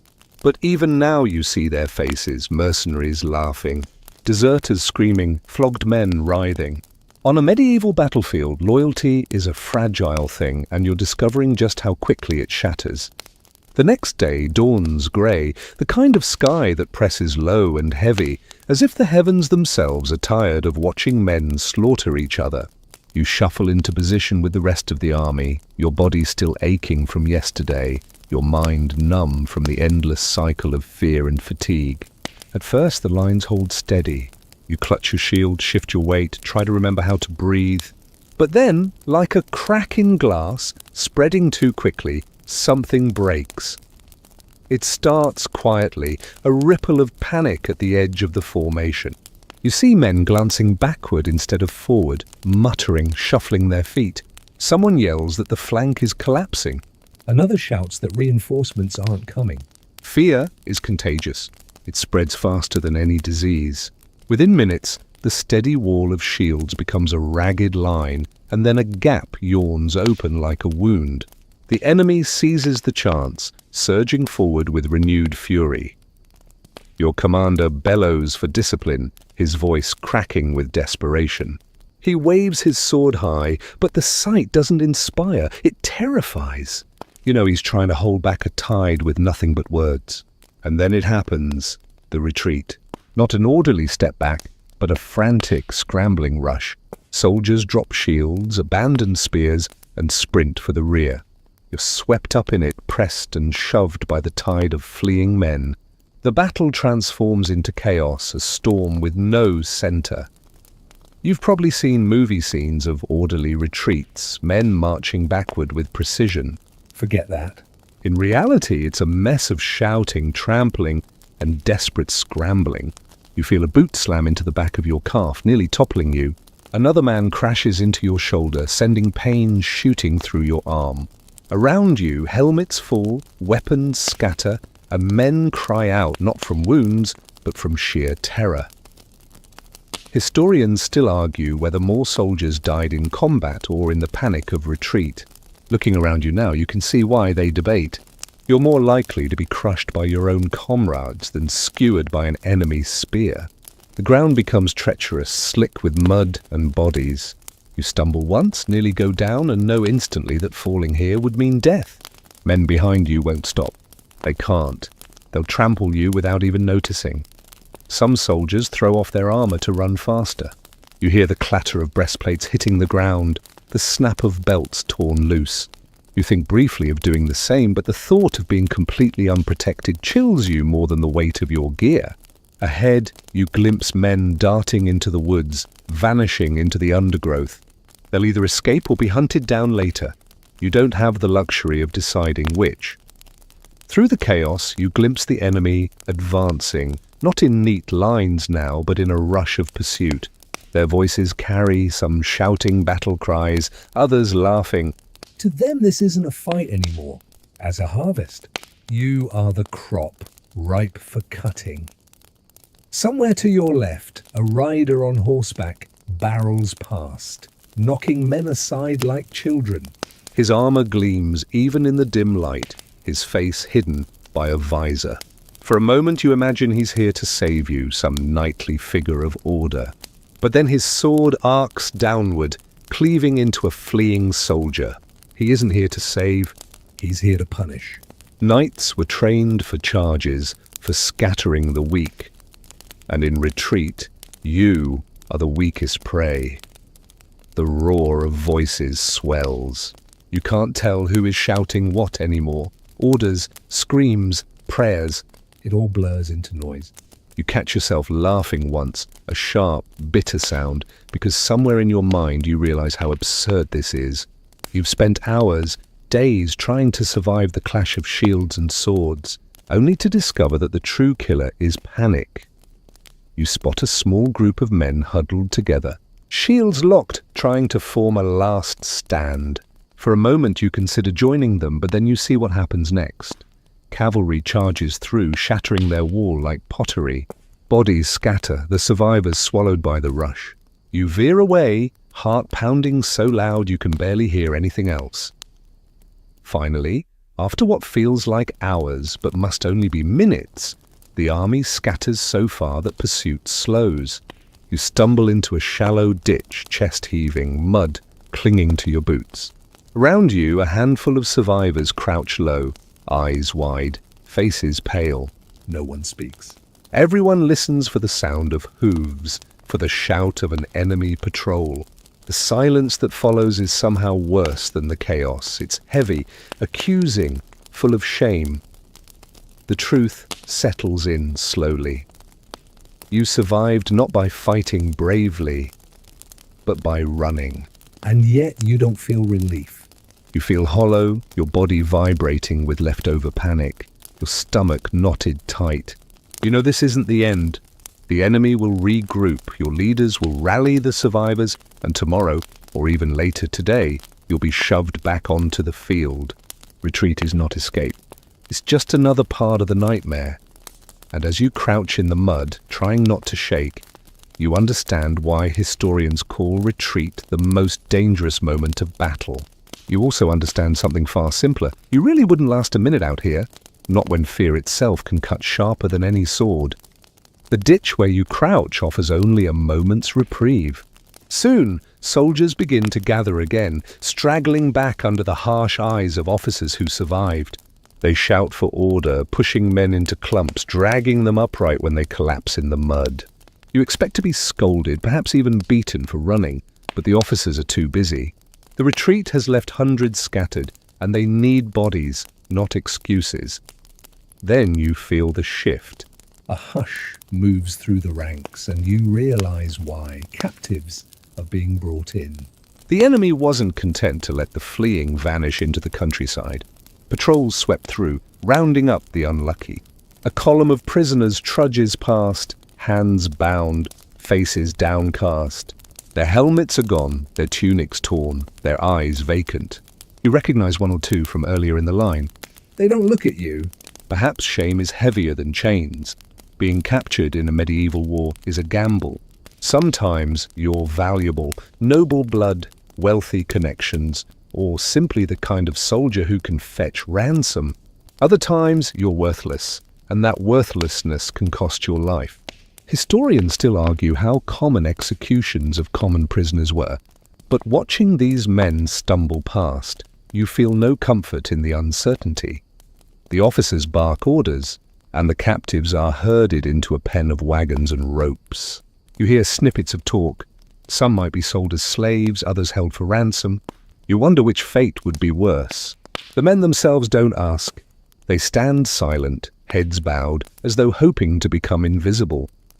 Later, as the sun dips low, you see one officer stride into the prisoner pen. He surveys the captives like a butcher examining cattle, choosing which will be spared and which will not. His finger points, his mouth moves, and with each gesture, lives are altered. A handful of men are dragged out, pushed to their knees. The rest are turned away. You force yourself not to look as steel flashes, but the sound reaches you anyway. A dull thud, a wet silence. You think you might vomit, but your stomach is too empty. Instead, you press a hand against your chest and feel the tremor of your own heartbeat, wild and relentless. You wonder if your turn will come tomorrow. That night you're kept awake not by dreams, but by the moans of the captives. They huddle close together in their pen, whispering prayers, trading rumors about their fates. You can't hear every word, but fragments drift through the camp. One insists ransom will come quickly. Another swears the enemy executes more than they spare. A third mutters about being marched to markets far away, sold like livestock. Some mercenaries laugh about it over their dice game. One says he once sold prisoners for horses. Another jokes that captives don't need armor since the only marching they'll do now is in chains. You want to shout at them, but you don't. Instead, you sit silent, staring at the dirt, trying to ignore how easily the line between soldier and prisoner blurs. Morning brings another round of sorting. More men are chosen, more lives decided in seconds. You realize with creeping dread that being captured doesn't end the war. It only reshapes it into another kind of torment. There's no honor here, no noble duel of knights and kings, just bargaining chips in the great game of survival. At one point, a prisoner collapses in the dirt, too weak to stand. An enemy guard strikes him with the butt of a spear, forcing him up again. You see the man stumble, swaying like a reed in the wind, but somehow he keeps moving. You can't look away because in his face you see your own reflection. Tired, broken, desperate to keep going. By midday, the column of prisoners is marched away. Some glance back over their shoulders, eyes wide, pleading without words. Others never turn their heads. They already know the truth. Whatever awaits them, it will not be mercy. You sit in silence after they're gone, armor heavy on your shoulders, mouth dry as ash. The camp buzzes with activity, men repairing gear, patching wounds, whispering rumors of the next battle. But for you, the image of the prisoners lingers. You know now that survival isn't just about avoiding blades and arrows. It's about avoiding capture, avoiding the roll of fate that can turn you from soldier to commodity in a single moment. And as you stare at the empty ground where the captives once stood, you realize that even running doesn't guarantee escape. On this battlefield, no direction leads to freedom. Every path is a trap, every choice poisoned. You thought dying in the clash was the worst fate, but now you understand. Sometimes living can be far crueler. The stink arrives before the new day truly begins. At first, you think it's just the lingering scent of the battlefield, but soon you realize it's worse, heavier, sourer, impossible to ignore. The camp has become a breeding ground, and the air itself is turning against you. Men cough in ragged unison. A few squat behind tents, or in the shallow ditches around camp, groaning as they relieve themselves again and again. The sound is unmistakable, and so is the smell. Dysentery, the word itself, doesn't need explanation once you've lived through a night like this. In medieval warfare, it's a silent enemy, killing more soldiers than any arrow or spear. You hear it whispered in grim jokes. The pox has sharper teeth than the night. Water is the culprit. Yesterday's barrels, already stale, have been tainted with filth from careless hands and desperate men. You take a sip and gag at the earthy taste. Some try to boil it, but wood is scarce and most fires are already choked with smoke. Others just drink, muttering prayers that their stomachs hold. As the day drags on, you notice more soldiers lying flat, too weak to rise. Some tremble with fever, lips cracked, eyes glazed. One man vomits until nothing remains but bile. Another claws at his stomach, moaning softly. You can't decide which is more terrifying, the brutality of battle or the quiet erosion of the body from within. Historians still argue, which disease claimed the most medieval armies? Dysentery, plague, typhus. But standing here, you stop caring about numbers. It's enough to know you might be next. The lice don't help.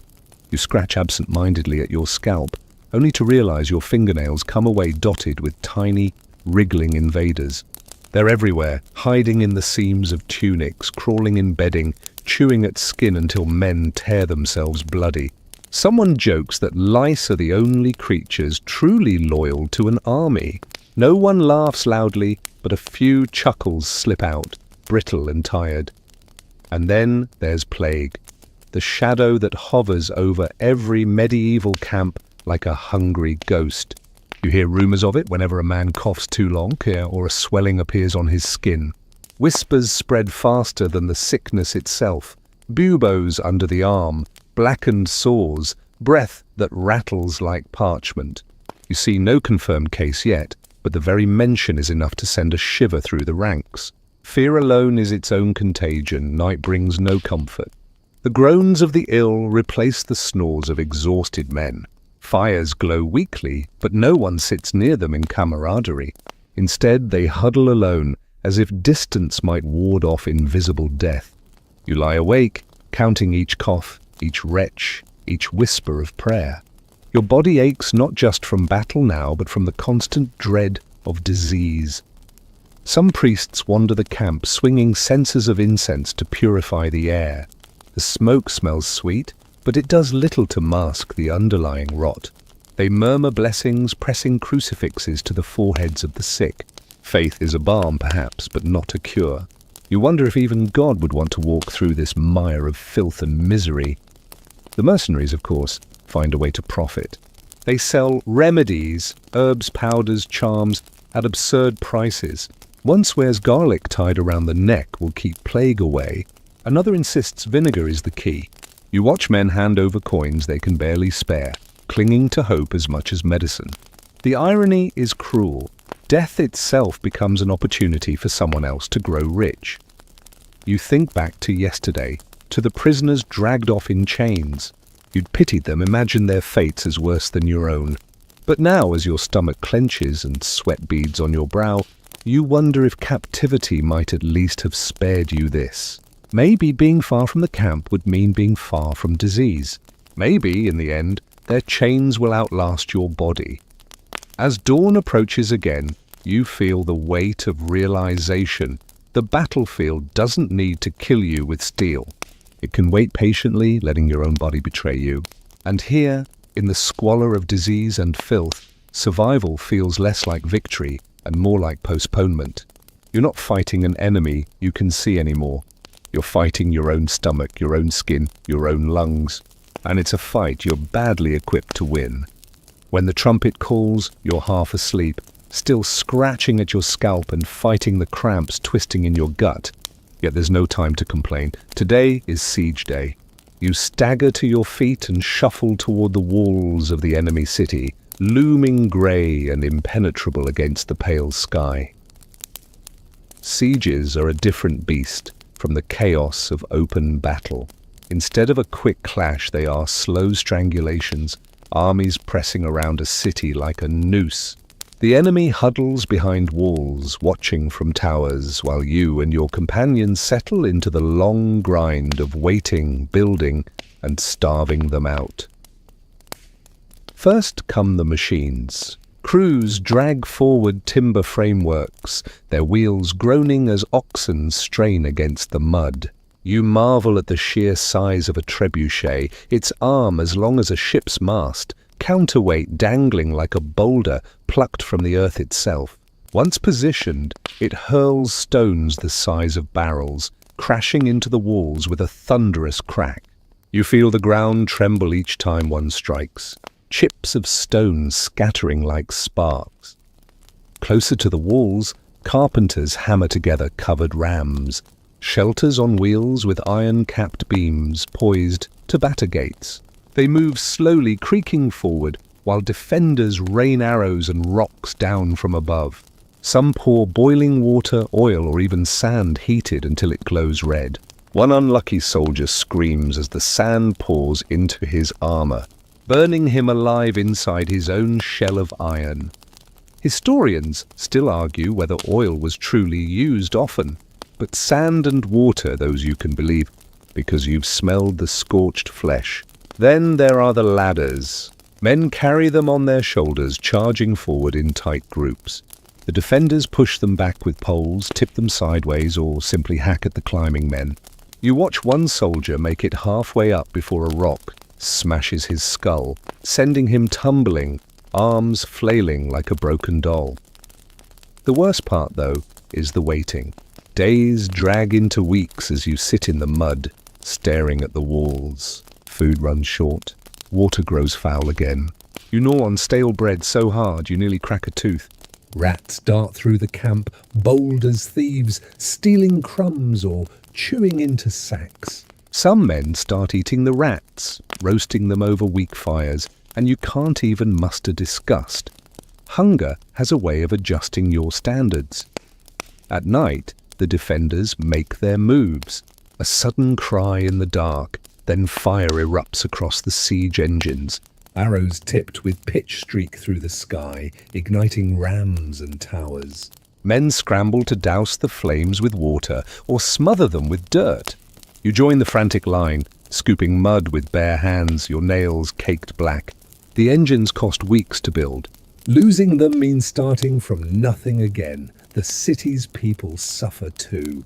You can sometimes hear their cries drifting over the walls, faint but unmistakable, a child wailing, dogs barking, bells clanging in desperate alarm.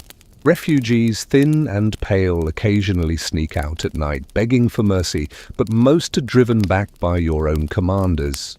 Letting them pass only eases the burden on the enemy's food supply, and mercy is a luxury no army can afford. You feel a lump in your throat as you watch mothers clutching children, turned away to starve in the no-man's land between wall and camp. Sieges breed strange tactics. One night you see sappers crawling forward, digging at the base of the wall. Their plan is simple but terrifying. Undermine the stone foundations, then burn wooden props so the wall collapses. The defenders counter by pouring water into the tunnels, drowning the diggers alive. You never get close enough to see which side wins, but the muffled screams tell you someone has lost. Disease, of course, thrives here too. The close quarters, the filth, the stagnant water, plague doesn't need an invitation. Historians still argue whether catapulting corpses over walls truly spread illness, but you see your comrades trying it anyway. The trebuchet hurls not stones this time, but bloated bodies, crashing into courtyards like grotesque gifts. You turn away, stomach heaving, unsure whether the tactic is effective or just monstrous. As days blur, morale thins. Some men desert, slipping into the night. Others grow reckless, shouting for an all-out assault just to end the misery. Your commander insists on patience, but even his voice cracks with strain. And you've stopped believing the walls will ever fall. They stand unmoved, ancient and silent, while your body withers, your hope thins, and the stench of sickness grows heavier each morning. The trumpet calls again at dawn. Another assault, another day of ladders, stones and screams. You wipe mud from your eyes and hoist your shield, knowing that if the arrows don't take you, hunger or plague will.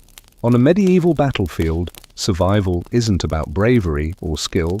It's about outlasting a siege, a gamble against time itself. And standing here in the muck, you realize it's a gamble you're rapidly losing. The siege drags on until time itself feels like mud, slow and suffocating. Days blur into an endless rhythm of trumpet calls, stone impacts and groans from the sick. Then without warning, the order comes down. The walls are breached. After weeks of waiting, you are suddenly shoved back into motion, herded toward a gap torn in the defenses like cattle funneled through a gate. The noise swells before you even reach the breach. Stones still tumble from above, arrows hiss past your ears, and the cries of the dying pile on top of each other like layers of discordant music. The gap itself is a chaos of smoke, fire, and bodies, defenders hacking down from above, while attackers scramble over rubble, shields raised, swords flashing. You step forward because the press of men behind leaves you no choice. The first shock is the heat. Torches and burning oil turn the breach into an oven. Your armor grows hotter with each passing second until your skin prickles, sweat dripping down your back. The second shock is the sound of steel meeting flesh. A defender leaps down, slamming into the man beside you, blade driving deep. Blood sprays across your cheek like warm rain. You want to recoil, but the tide of soldiers surges forward, pushing you directly into the maelstrom. Inside the walls, the real horror begins. Streets twist like a labyrinth, smoke choking every corner. Civilians scatter in panic, Old men hobbling, women dragging children, shopkeepers clutching bags of coins. The rules of battle collapse here. This is no longer soldier against soldier, but chaos unleashed. Houses are ransacked, goods stolen, fires set. You stumble past one door torn open, its interior lit by flames as men drag out furniture, laughing even as screams echo from upstairs. Historians still argue whether medieval sackings were acts of calculated terror or uncontrolled breakdowns of discipline. To you, the distinction hardly matters. The result is the same. Terror stalks every street. One soldier stuffs bread into his mouth, while another prize rings from a screaming woman's fingers. A church bell tolls wildly, not for prayer, but for warning, its iron tongue clanging until smoke swallows its tower. You try to keep moving, clinging to the idea that survival lies somewhere deeper in the city, but the streets funnel you into more chaos. Soldiers clash with desperate townsfolk wielding kitchen knives and farming tools. A boy no older than 12 swings a stick at a knight, only to be cut down with a single blow. You look away, bile rising in your throat. The defenders retreat into smaller strongholds, garrisons, towers, even monasteries fortified with stone. Assaulting them is another battle altogether. You watch as men batter a monastery door, then pour inside, swords dripping as they emerge minutes later. One pauses to wipe his blade on his sleeve before grinning at you, his teeth red as berries. Fire spreads faster than soldiers. Roofs of thatch ignite, sparks carried by the wind leap from house to house. Soon the air is filled with smoke so thick you can hardly see. Your eyes sting, your lungs burn, and the ground itself glows with embers. The city groans like a living thing dying, and then comes the aftermath. Once resistance is crushed, the victors fan out, claiming plunder. The promise of loot was the lure that brought many here in the first place. Gold chalices, bolts of silk, barrels of wine, everything not nailed down is fair game. You watch men stumble drunkenly, faces flushed, while others drag sacks so heavy they nearly topple. You, however, take nothing. Not because of morality, though some shred of it stirs uneasily in your chest, but because your hands won't stop shaking. You feel detached like a ghost wandering through carnage. The clamour of triumph around you only deepens your unease. This isn't victory, it's desecration, and you're a reluctant witness. As night falls, the city glows like a furnace. Flames leap against the sky, black smoke blotting out stars. You lie down in what used to be a shop, walls scorched, shelves toppled, the air stinking of ash and blood. Sleep refuses to come. Every shout outside jolts you awake, every crack of burning timber makes your heart race. You thought battle would be the worst of it, that crossing swords was the true test of survival. But this endless sack, this parade of horror is far worse. You realize something that every medieval soldier must have learned in silence. Sometimes the battlefield doesn't end when the fighting stops. Sometimes it follows you, reshaping the world into something broken beyond recognition. You close your eyes and pray for silence, for morning, for anything but the sound of laughter echoing over a burning city. Morning comes, but it doesn't feel like morning. Smoke hangs over the city like a second sky, dimming the sun to a weak orange glow. The fires still smoulder, roofs collapsing with the occasional crash, sending up plumes of sparks. You step into the street, boots crunching over broken glass and charred wood, and realize that silence has replaced the chaos. Not peace, just exhaustion, the eerie quiet after frenzy. Bodies lie everywhere. Some are soldiers, sprawled where they fell, faces pale beneath their helmets. Others are townsfolk, cut down in doorways, alleys, even churches. You step carefully, trying not to look too long, but the images cling to you anyway. A baker still clutching his rolling pin, a child curled in the corner as though asleep. The air is sour, thick with rot and ash. You breathe through cloth pressed over your mouth, but it doesn't help much. The victors, if you can call them that, pick through the wreckage. A few carry armfuls of loot, grinning despite soot-streaked faces. Others drink openly from casks, staggering as they shout for more wine. One soldier struts past you wearing a priest's vestments, the gilded fabric dragging in the mud. Another hammers at a chest with his sword, cursing until the wood splinters and coins spill out like seeds. But even in triumph, hunger gnaws. The army quickly realizes the city stores are not endless. Bread is scarce, wine runs faster than water, and fresh meat is almost non-existent. You see men fighting over scraps, a roasted bird torn in half, a wheel of cheese snatched from a cart. Some rummage through cellars, but most find only empty barrels and broken jars. You wonder if the defenders themselves had already been starving by the time the walls fell. Disease does not wait. With corpses unburied, the smell of decay thickens by the hour. Flies swarm, black clouds settling on open wounds and gaping mouths.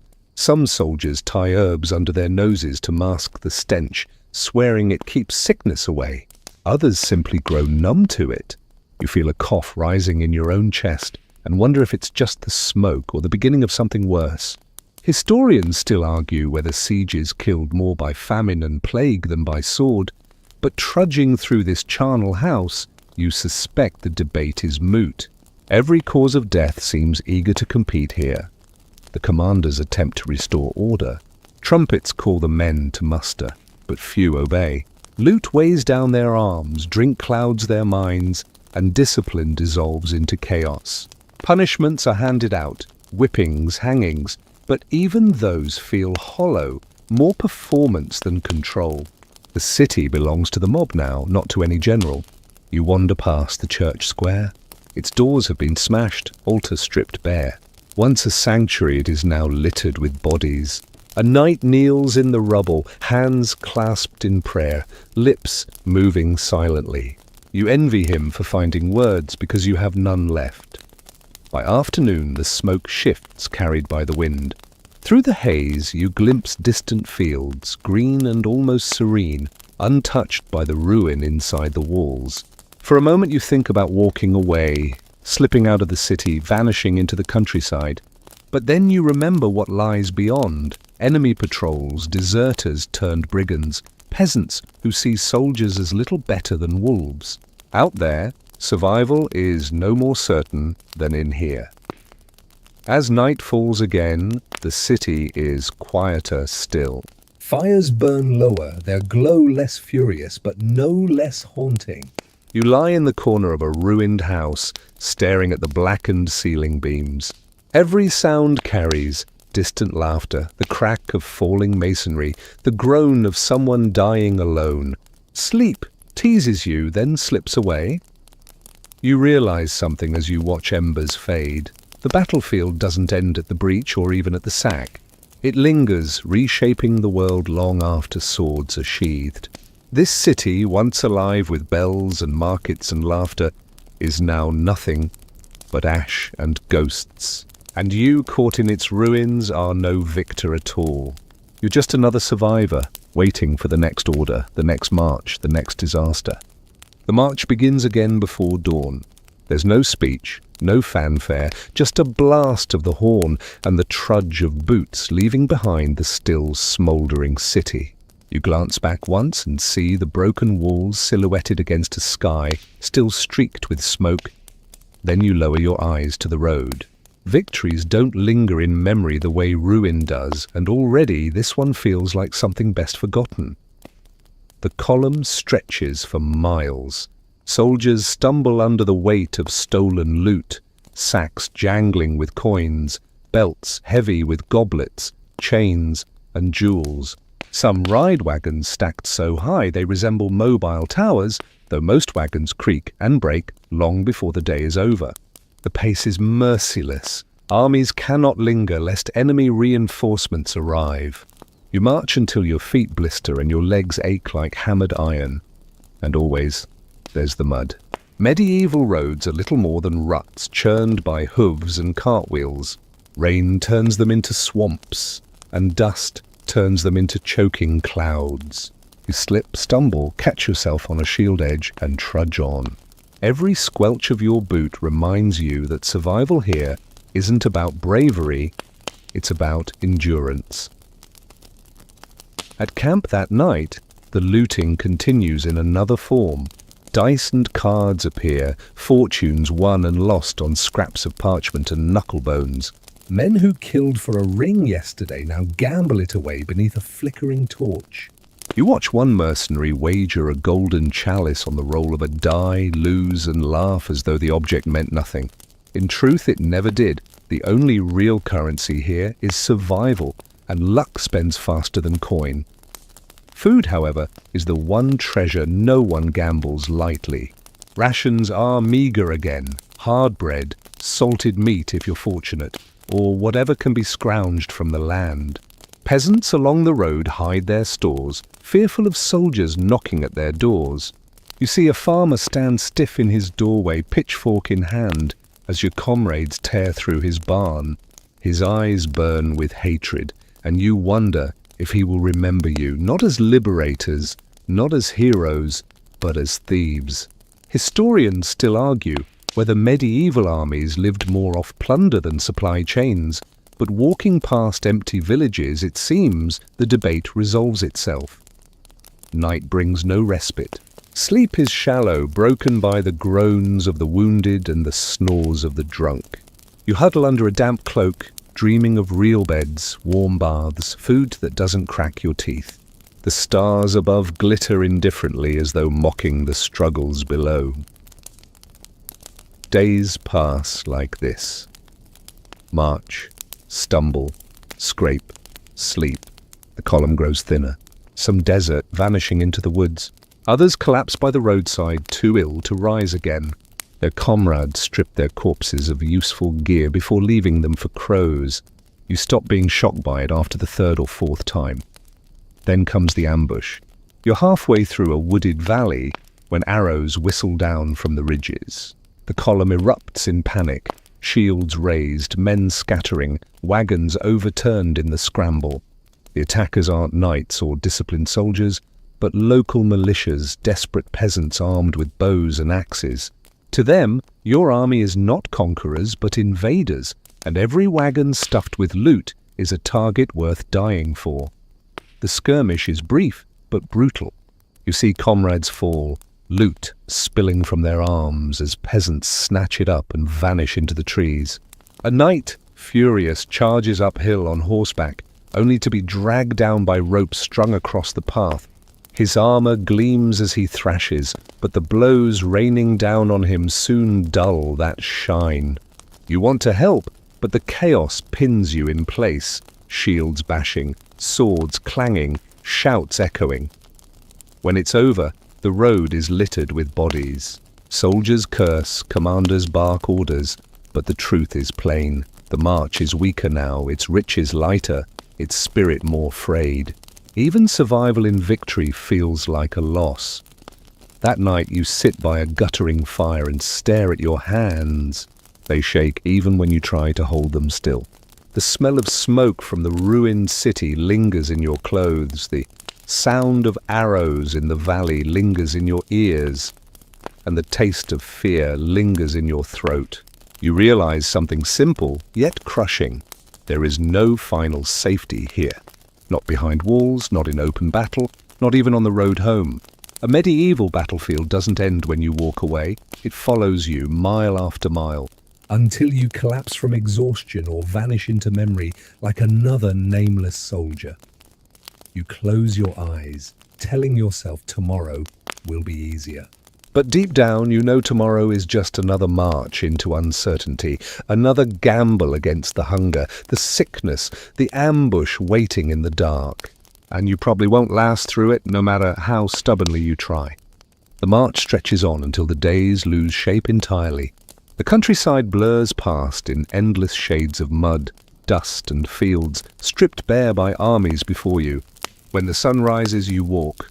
When the sun sets, you collapse. Your body moves less out of will and more out of habit, like a machine wound too tight, clattering forward until the springs snap. The commanders speak of glory, of victories ahead, of rewards promised by kings and lords.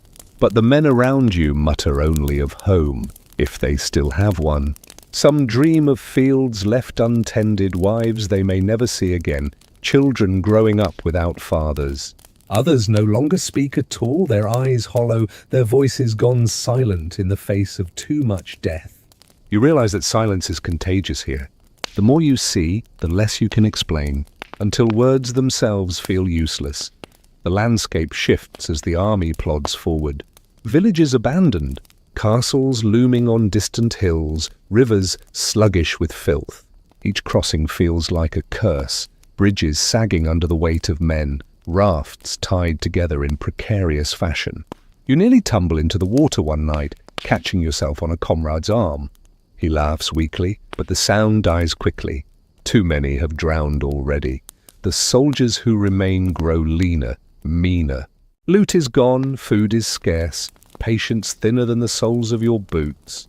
A man snarls at you over a piece of stale bread, and for a moment you wonder if he'll kill you for it. It seems absurd after all the battles and sieges to die in the mud over a crust. Yet here, absurdity is the most likely outcome, and still the threats never stop. News comes of another enemy force assembling ahead, another siege waiting, another set of walls to breach. Your stomach turns at the thought. You realize you have lived through everything already: mud, hunger, arrows, disease, fire, and each time survival felt like a miracle. But the miracles don't stack forever. Each day is a dice roll, and the dice don't care who you are. Historians still argue whether medieval battlefields forged courage or simply destroyed it. Standing here, blistered and broken, you think the truth is simpler. Courage isn't even the right word. It's not about charging bravely or fighting nobly. It's about dragging one foot in front of the other, even when every part of you screams to stop. And that, more than swords or arrows or sieges, is what breaks men. One evening, as campfires gutter low, you look up at the stars. They're the same stars peasants see in their fields, kings see from their castles, and sailors see on distant seas. For a moment, their quiet light feels like the only thing untouched by the madness below. You almost believe that peace exists somewhere, though it's nowhere near this battlefield. And as you close your eyes, one final thought weighs on you. You've been through every step of this campaign, every cruelty and every absurdity, and you've barely survived. The truth is simple. On a medieval battlefield, you wouldn't last a minute. The fact that you've lasted this long is nothing short of impossible. Now, as you drift away from the smoke and clash of battle, take a moment to breathe more slowly, more deeply. The march has ended, the horns have fallen silent, and the night air is softer now. You've walked through Section 1 into the harsh awakening of Section 2, stumbled with your shield in Section 3 and felt the crushing weight of armor in Section 4. You've endured the chaos of Section 5 and Section 6, the terror of arrows in Section 7, the suffocating crush in Section 8, and the grim tally of Section 9. You stood knee-deep in mud through Section 10 and Section 11, clung to comrades in Section 12, and starved with them in Section 13. The sickness of Section 14 and Section 15 clung to your skin. The stench of Section 16 burned your lungs, and the sieges of Section 17 and Section 18 pressed endlessly against you. By Section 19 and Section 20, the sack and the march hollowed you out, until finally, in Section 21, there was nothing left but silence and stars. But now you can let the armor slip away, let the weight drain from your shoulders. Imagine the mud washing clean, the smoke thinning into cool night air. The battlefield fades, the noise fades, and what remains is the simple rhythm of your own breathing, steady and safe. You've carried yourself across impossible ground tonight. Now your journey is over. Rest your body, rest your mind, and let sleep claim you as gently as a soft blanket drawn over your shoulders. The war is behind you. The night is calm. And here, in this quiet moment, you are safe.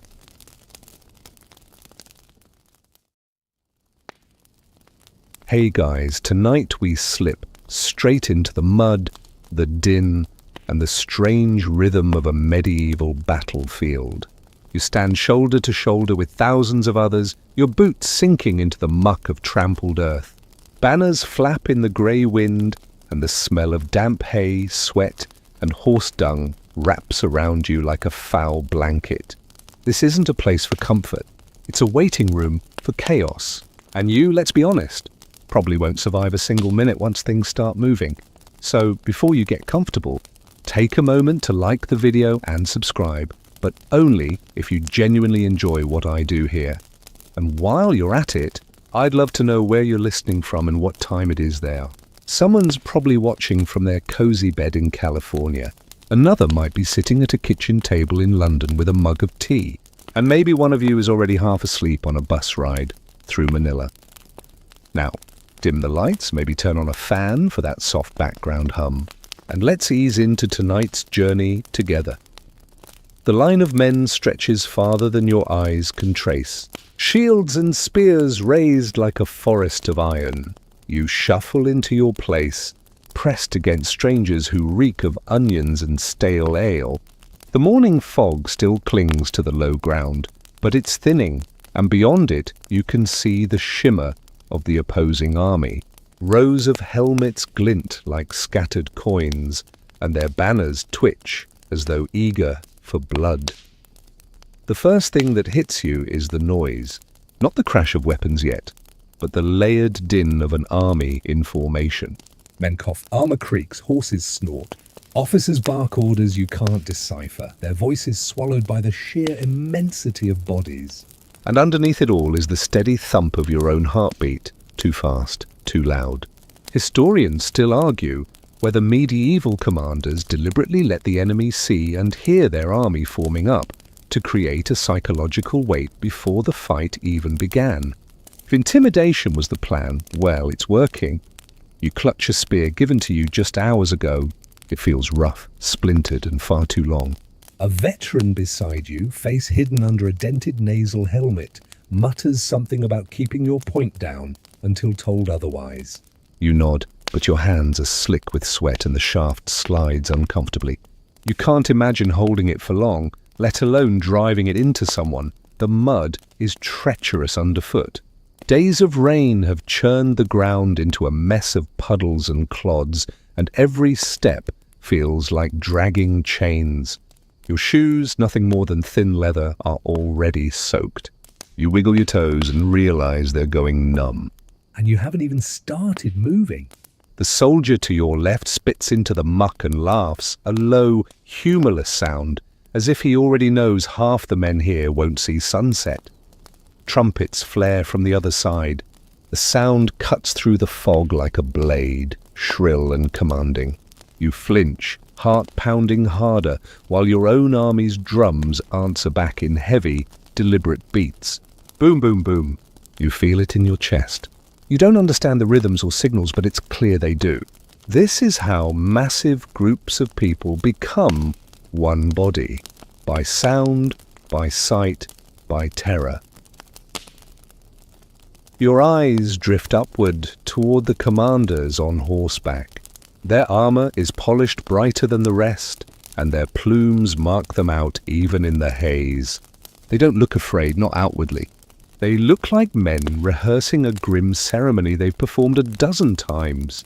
Some historians argue whether these leaders really had control once battle began, or if the clash always devolved into a storm of chaos too wild to direct.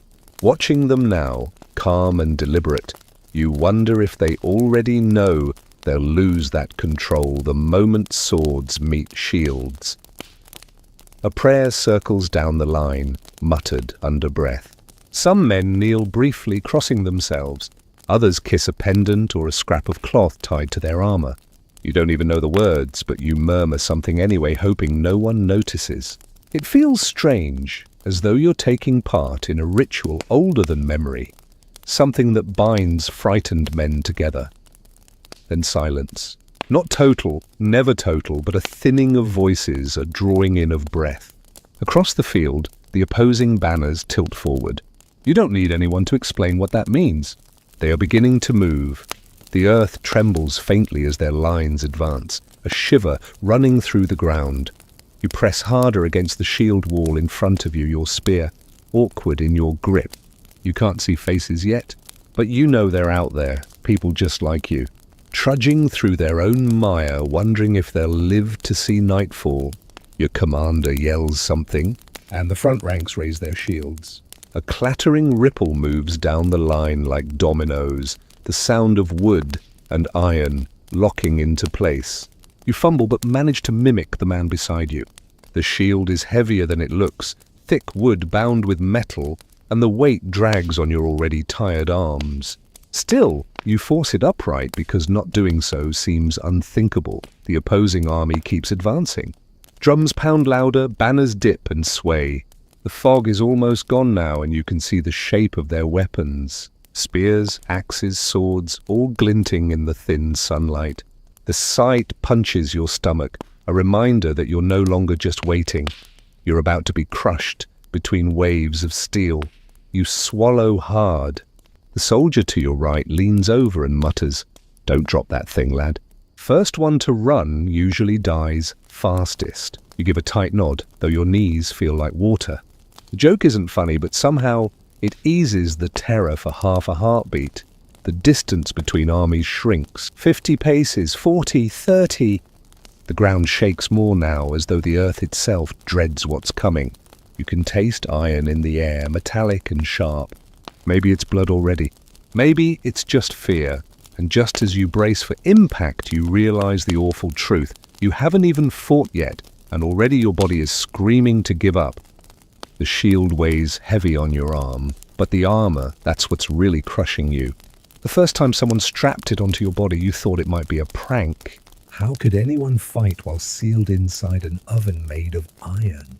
The padded gambeson underneath is already damp with sweat, the linen sticking to your skin. Over that, the chainmail drags at your shoulders, every link pulling like an anchor. Then comes the breastplate, the helmet, the greaves. Piece by piece, you're buried alive in metal. The veterans around you move like they've grown into their armor, but for you, every step feels like wading through honey. You try shifting your weight, but the mail digs into your hips. Your neck aches from the weight of the helmet, a bucket of steel that narrows your vision to two thin slits. It's as if the world has shrunk to a tunnel, framed in darkness and echo. You hear your breath rasping inside the metal, magnified, like a ghost haunting a cave. There's an old joke passed among knights. Armor protects you from the enemy, but kills you with the heat. You're beginning to understand it. Sweat pools at the base of your back, dripping down into your boots. You imagine trying to swing a sword, or to run, or even to lift your arms higher than your shoulders. It seems impossible. Historians still argue whether knights fought with true freedom of movement, or if the bulk of armor slowed them to near statues. Standing here, you'd bet everything on the latter. The soldier next to you smirks at your struggle. His helmet is dented, his surcoat torn, but he moves with ease, as if the extra 60 pounds of gear were no more than a coat. He mutters, "Don't think about it. You'll collapse if you do." Then he chuckles. Easy for him to say. He's had years of training. You? You're a walking pot roast wrapped in tin foil. The horses shuffle nearby, armored themselves, their heads covered in steel plates that make them look like creatures from a nightmare. They toss their heads and snort, steam rising from their nostrils. Each one is taller than you by a head and outweighs you by a few £100. The knights mounted atop them sit like gods, their visors down, their lances gleaming. One wrong step, one stumble under your heavy load, and you'll be crushed before you even meet an enemy blade. A strange thought crosses your mind. Armor is both prison and lifeline. It could turn a fatal cut into a bruise, a spear thrust into a shove. But it could also drown you if you fell into a moat, or bake you alive under the summer sun. One quirky tidbit whispered through the camp last night was that some knights supposedly had squires carry wooden mallets, tools to bash dents back out of armor mid-battle, so the knight didn't suffocate inside. Whether that's true or not, the image makes you swallow hard. Imagine being trapped, metal caved in around you, gasping for air, while chaos swirls overhead. Your back is screaming now. Every breath drags against the padded lining, each inhale hot and shallow. You try to roll your shoulders, but the chainmail feels like it belongs to someone else, a second skin you never asked for. Somewhere behind you, a soldier laughs as his friend drops a gauntlet into the mud with a clank. Even small pieces weigh more than you'd like to admit. You shift your grip on the spear again, aware of how clumsy your gauntleted fingers feel. They don't bend quite right, the leather stiff under metal plates. Fine motor controls gone.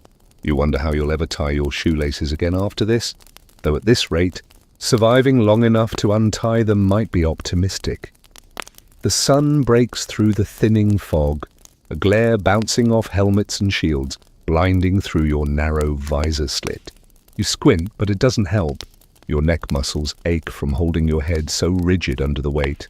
A drop of sweat trickles down your temple, and for a maddening second you can't scratch it. That itches your world now.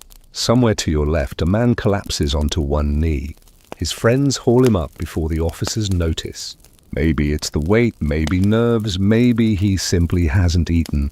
Bread and ale don't prepare you for hauling a miniature castle on your shoulders.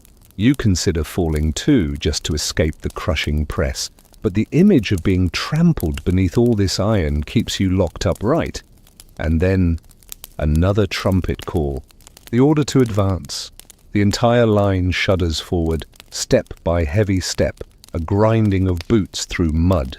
Your thighs burn immediately. Your breath grows harsher inside the helmet. You're not even in striking range yet, and your body is already betraying you. The veteran smirks again, eyes glinting through his visor. Now you'll see what it's really like, he says. His voice echoes oddly in the helmet, metallic and hollow. And you think to yourself, if this is only the beginning, then you'll never last until the end.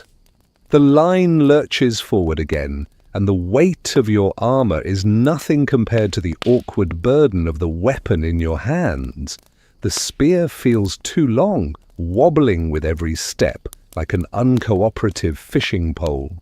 You try to steady it, but your gauntleted grip is clumsy, and the wood vibrates as if mocking you.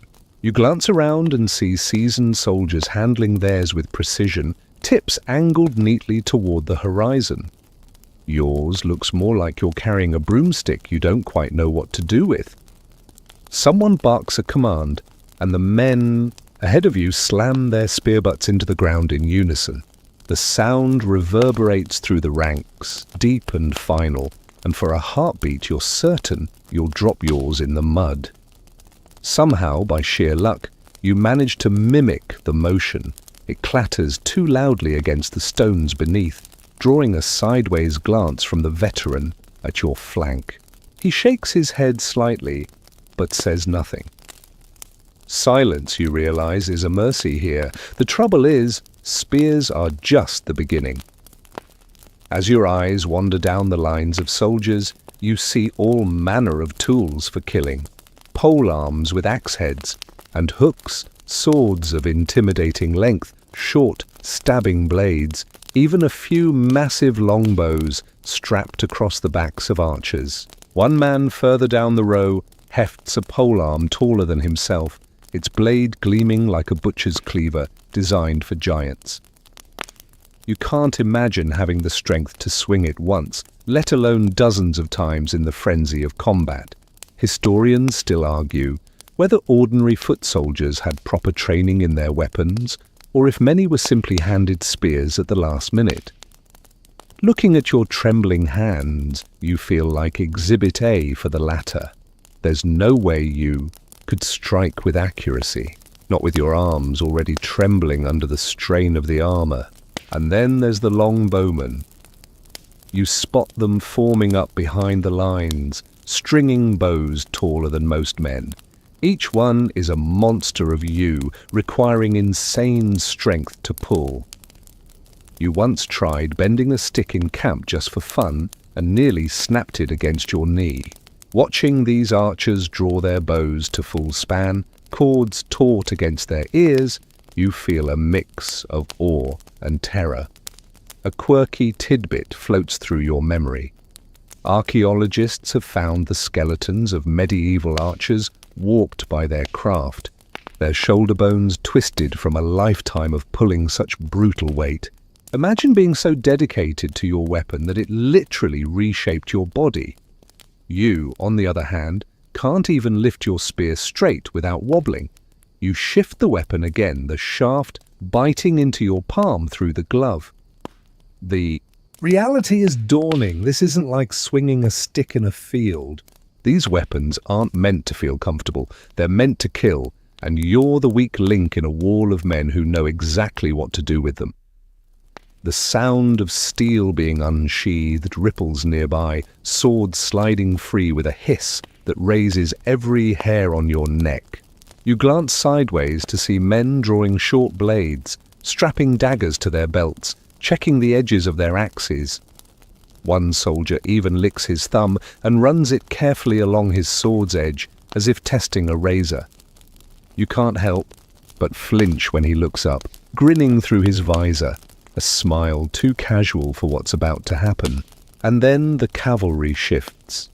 You hear the creak of leather, the jingle of bridles, the heavy stamping of hooves. Mounted knights grip lances taller than pikes, steel points gleaming like lightning rods. From where you stand, they look impossibly huge, towering above the line of infantry like armored titans. Your spear feels like a toothpick by comparison. The officers bark again, and suddenly everyone around you surges into motion. Spears rise, swords gleam, archers notch arrows.